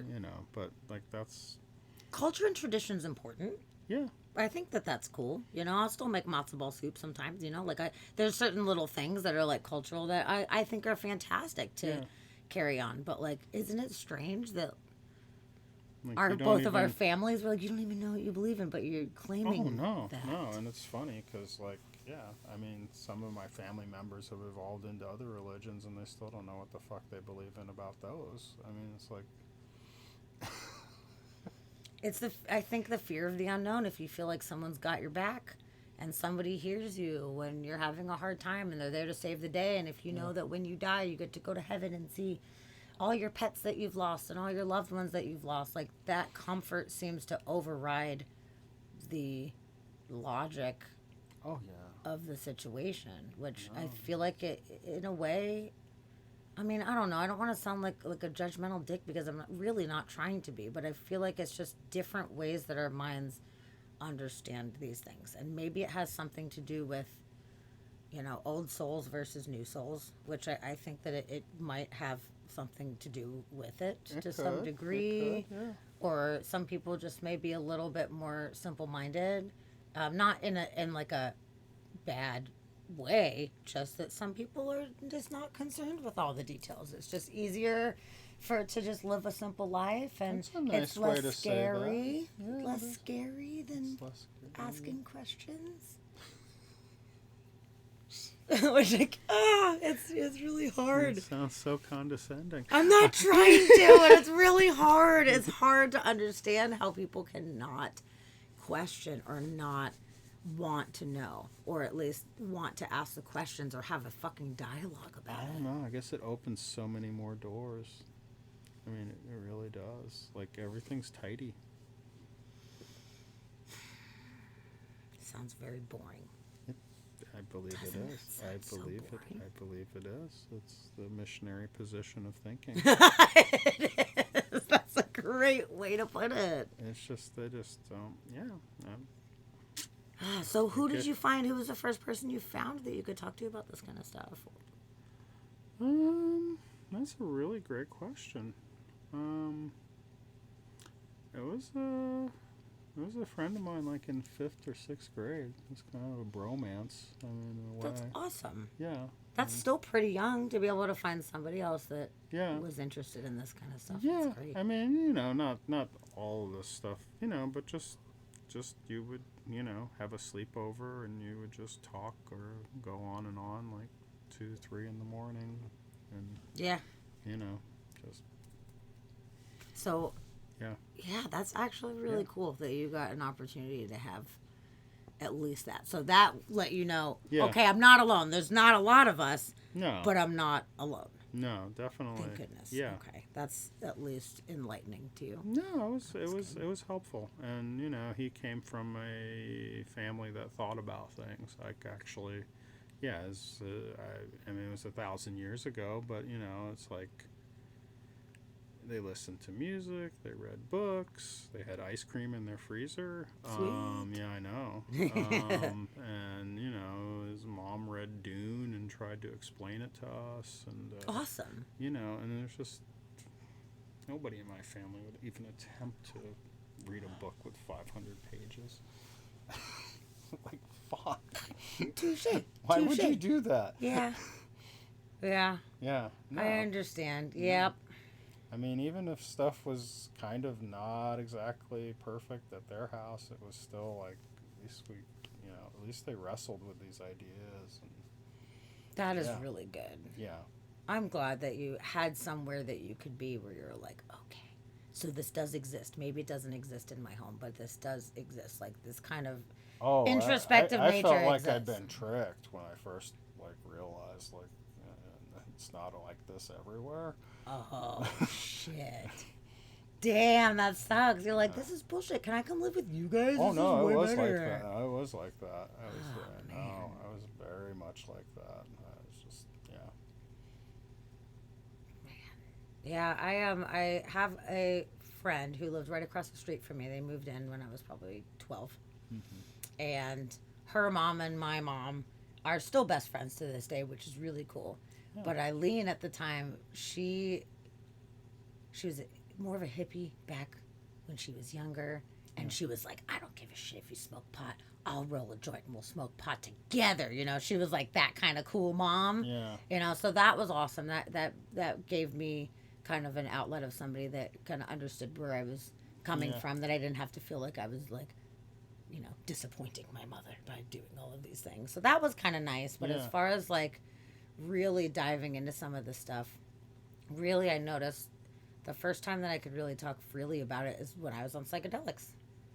When I started doing acid in high school, I was able to be like, man, like look at this fucking leaf right now. Like let's talk about like the genetics in the leaf. Like it's fucking magical, And then my friends would be like, yeah, you're right, So it was like kind of opened up a little bit more introspective discussion, which it was already like sitting in me, but it was like we were all kind of in this psychedelic headspace where I felt like I could share it a little bit more, and that people were more open to at least listening to me.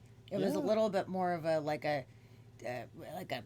teacher soapbox role. They gotta listen to you at that point. Yeah, at that point, because they're like, oh my God, I never thought about that. I'm like, what about this?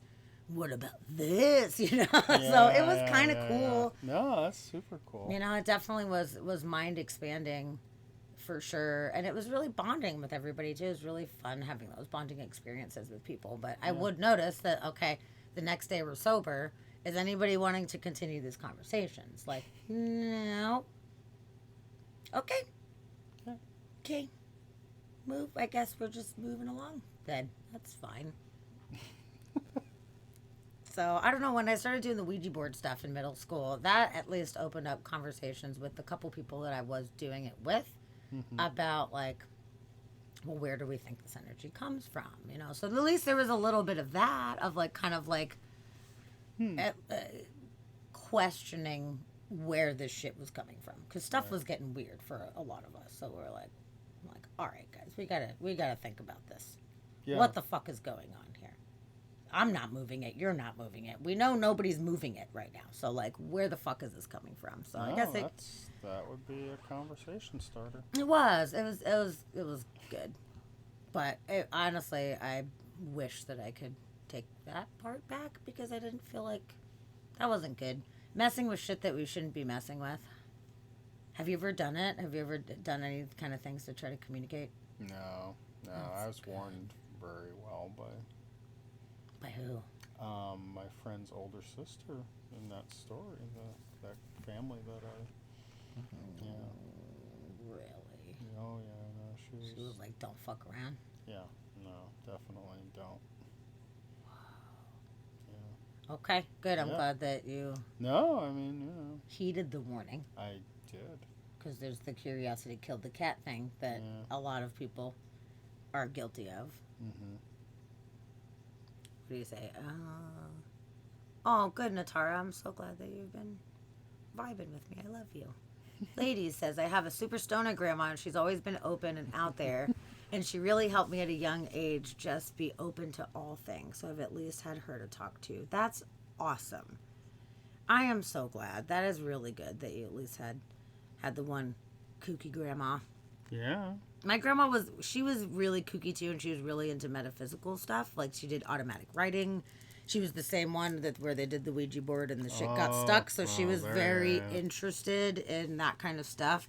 So we at least were able to have conversations about like that kind of stuff. But she did have a very specific view of how she thought that things work as far as that goes. And some of it I resonate with, I vibe with. But I don't know. I mean, us just sitting here saying, like, I have these ideas, but I don't know. That is a little different than she was like, well, this is how it works. I've received the information because she believes that she had actually been given some of this information from the other side. And maybe she did. I mean, I've been in there while she was doing the automatic writing. It's totally fucking spooky, dude. It's totally spooky. Familiar with automatic writing with like moving the finger and everything? Yeah. And she tried to bestow to me the information on how to do it when I was younger. I was probably about 16 or so. She was like, hey, obviously you're sensitive as well. I want to send you a letter that's telling you how to do this so you could do it on your own. And I got huge red flags. It was like, burp, burp, burp, like, don't fucking do it. Don't do it. Don't do it, man. You don't want to go down that rabbit hole. So that was like a warning that I heeded, my own warning, even though she was like, no, it's fine. And I was like, I don't feel like that's fine. You don't feel like that's fine. I don't want to invite things like that in. It's spooky, you know? It's super, I don't know. Without knowing how to hold boundaries properly. Oh, well, yeah, you were young. And I didn't have the tools on that, you know? It was just kind of like, we're just winging it. Everyone's winging it. I just do automatic writing. But she was like, you know, because she was a little bit more traditional in her thought process. It was like, oh, you know, you'd like do this whole like, you know, protection thing at first where you do the white light. And she would say you would ask, you know, God for protection. And that's when I was like, yeah. Not quite doing that one. Like you're losing me. You just with lost that. Me. Yeah. But I believe that all the strength that we need comes within ourselves. So, okay, let me ask myself for the strength to do that. I don't need an outside source, you know? Like, it's easier for some people to visualize an outside source to give them that strength. But now I just do it on my own. So I just do my own little protection thing, and I feel like it works just as good, I would imagine. There you go. It's all about your intention on how you do it. If you don't have the faith and knowing it in yourself, don't fuck around. Yeah. True. Yeah. It's true. And, you know, I think some people might be able to safely navigate these realms and such, for sure. Some people have a little bit more boundaries and tools and strengths, and I do believe some people are just a little bit more open and sensitive to these things. I think tools can be helpful for anybody, and they can be learned as well. So even if somebody doesn't automatically have those tools, if they have a little more fear, they can learn on ways to protect themselves a little bit more. But the easiest way is just to not fuck around. I like going to like haunted hotels and stuff like that, you know, but I'm not trying to poke the fucking bear. I'm not trying to provoke. Do you like going to like haunted hotels and stuff? Yeah. Yeah. So even though you had the spooky thing. Oh yeah.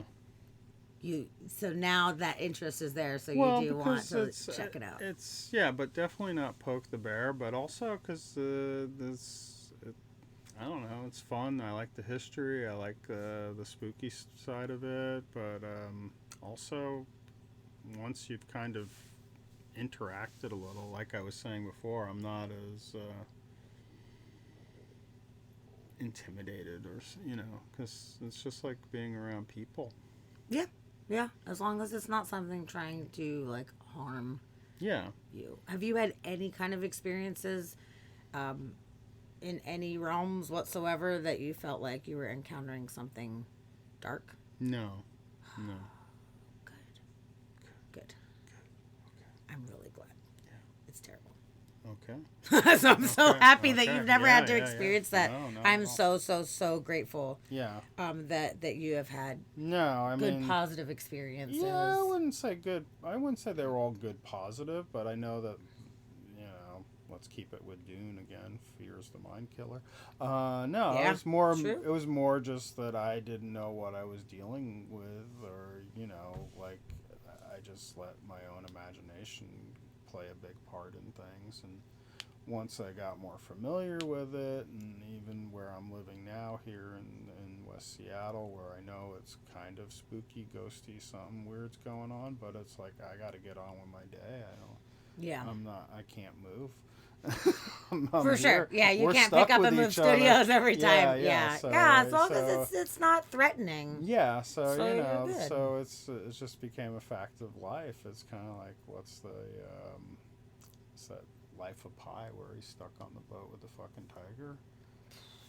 I've not seen that one yet. Or it's a book also, but it's a book and a movie. But anyways, ship sinks and he ends up on this lifeboat with a tiger on one end of the boat. And man! And just like and it's very symbolic and dealing with fear and Sure.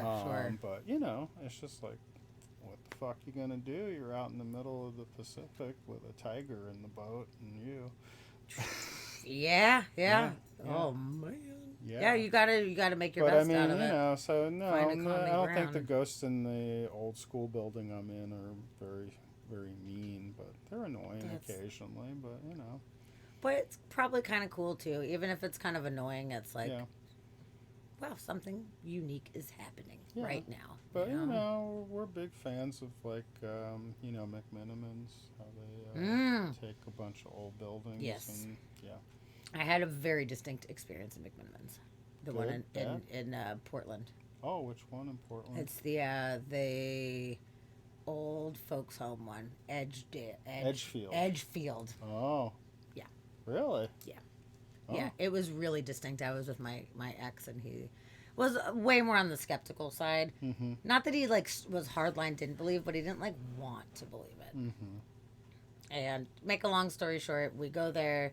It was many years ago, and it was like in the winter time, so there was barely anybody else was there. Mm-hmm. And a couple weird things happened. We just went to Canada, so we had some coins in his pocket.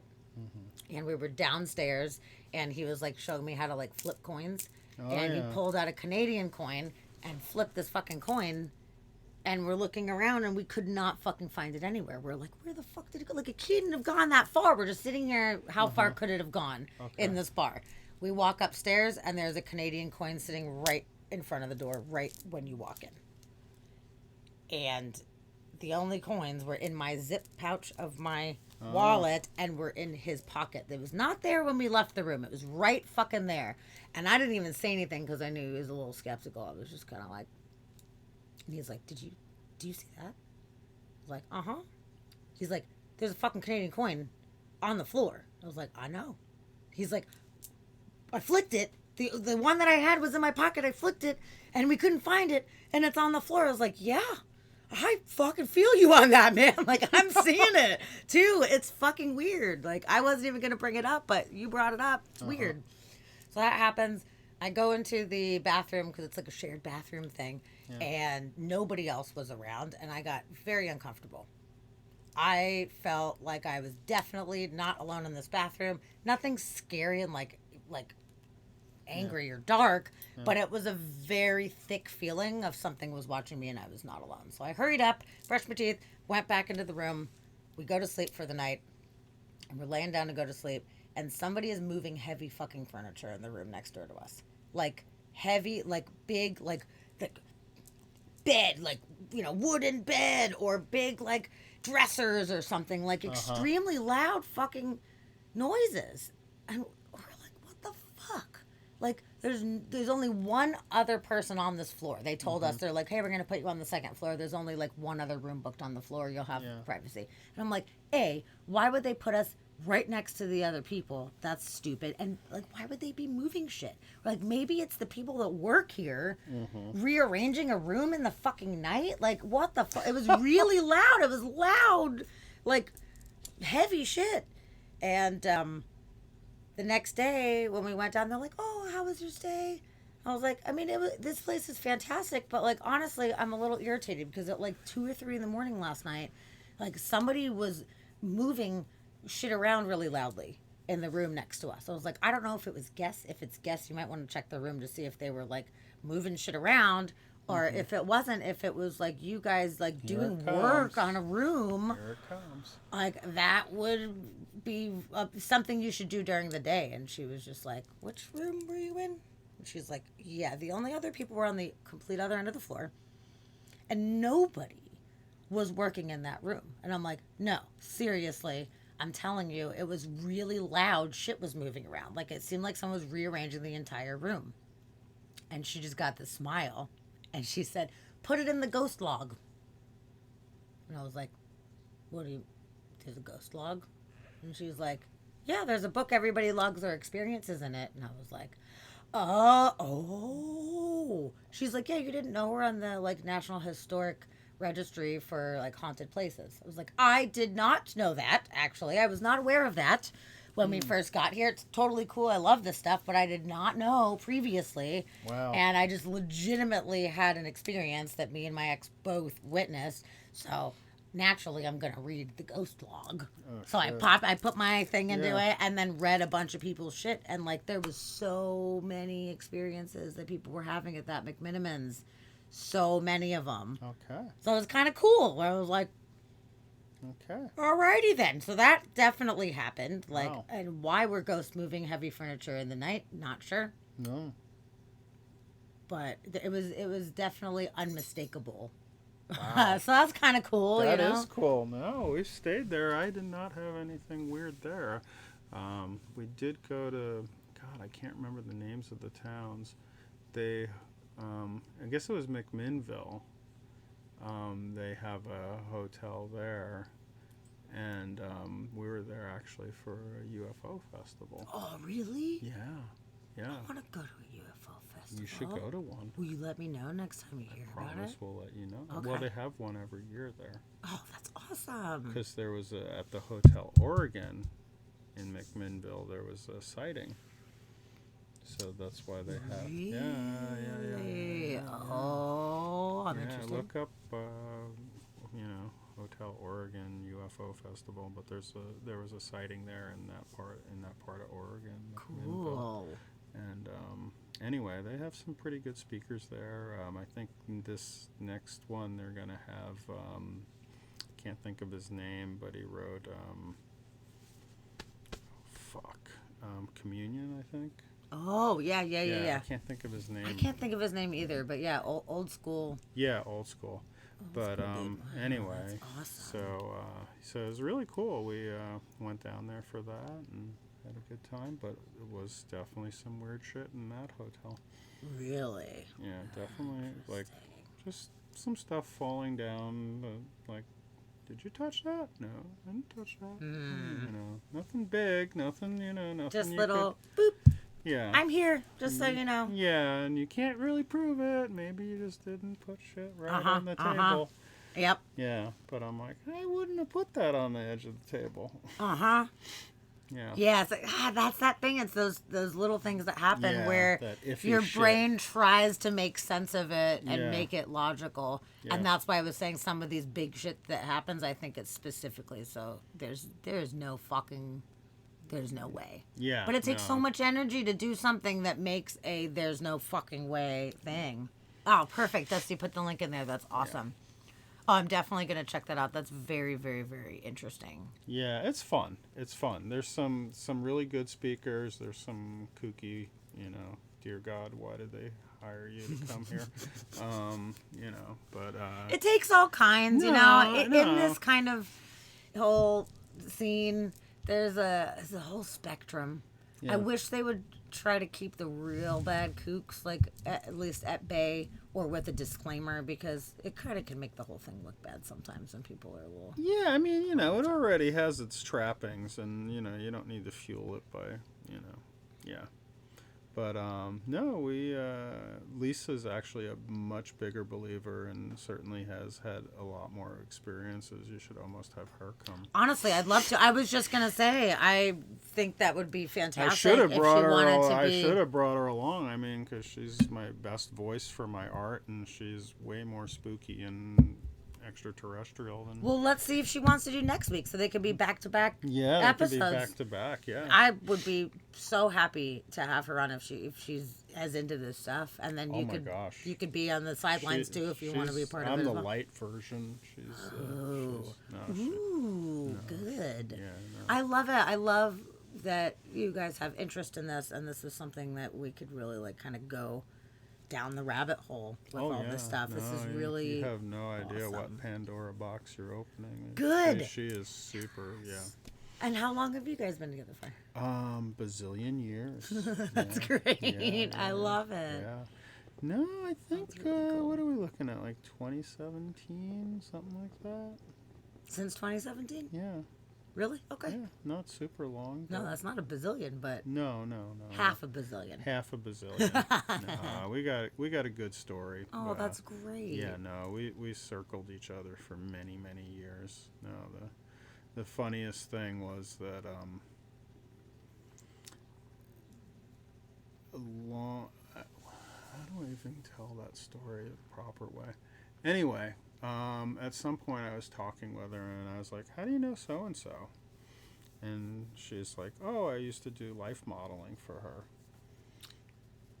Interesting. And I was really? like, "Really?" And she's like, "Yeah, I used to model for her." And I'm like, "Really?" And I was like, "Well, that would mean you were blah, blah, blah at such and point." I'm like, and she's like, "Yeah." And I was like, "Did you ever stage this thing with like a snake and an Eve thing?" And she's like, "Yeah."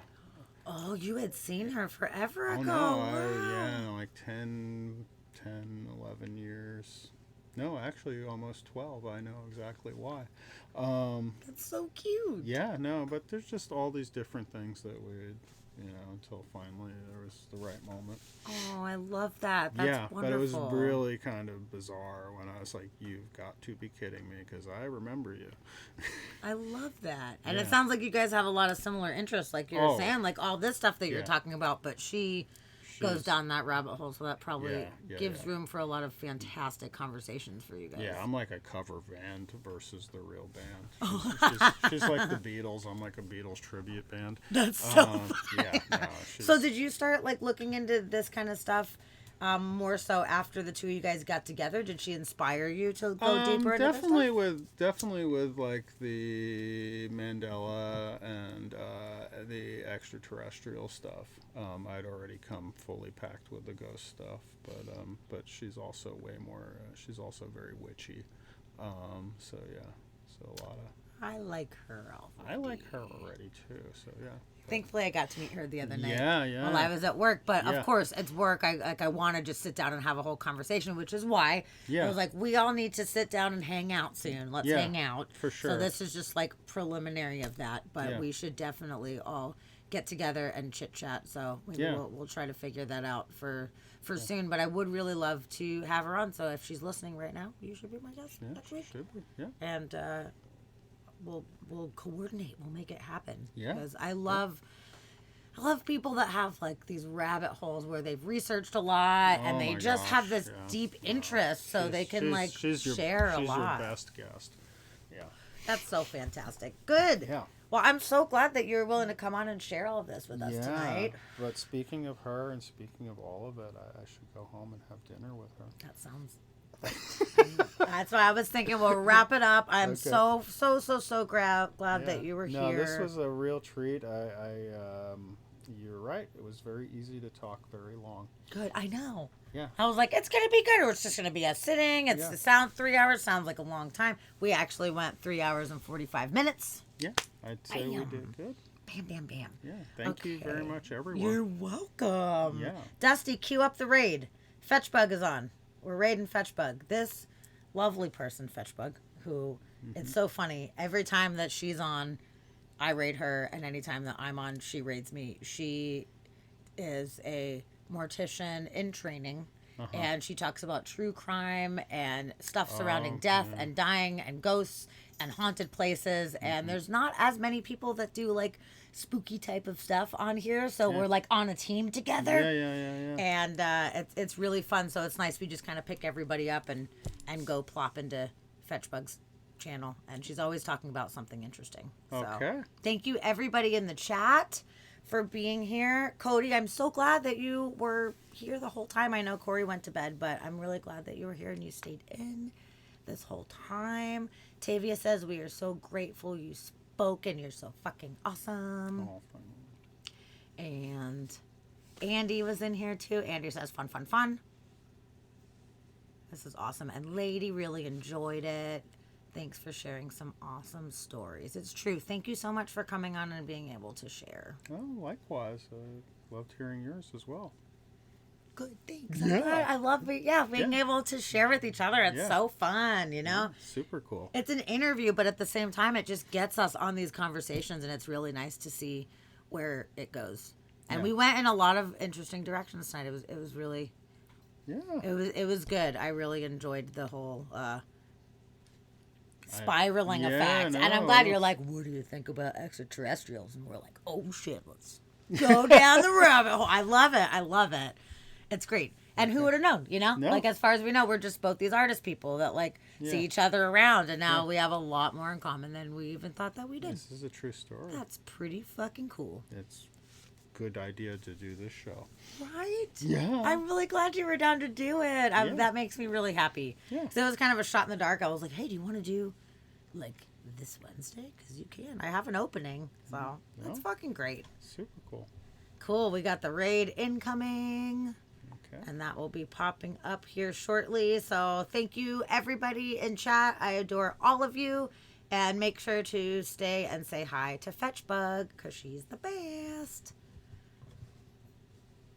So, and if you guys want, check out his art. Oh, and we're rated. Okay. Stop us.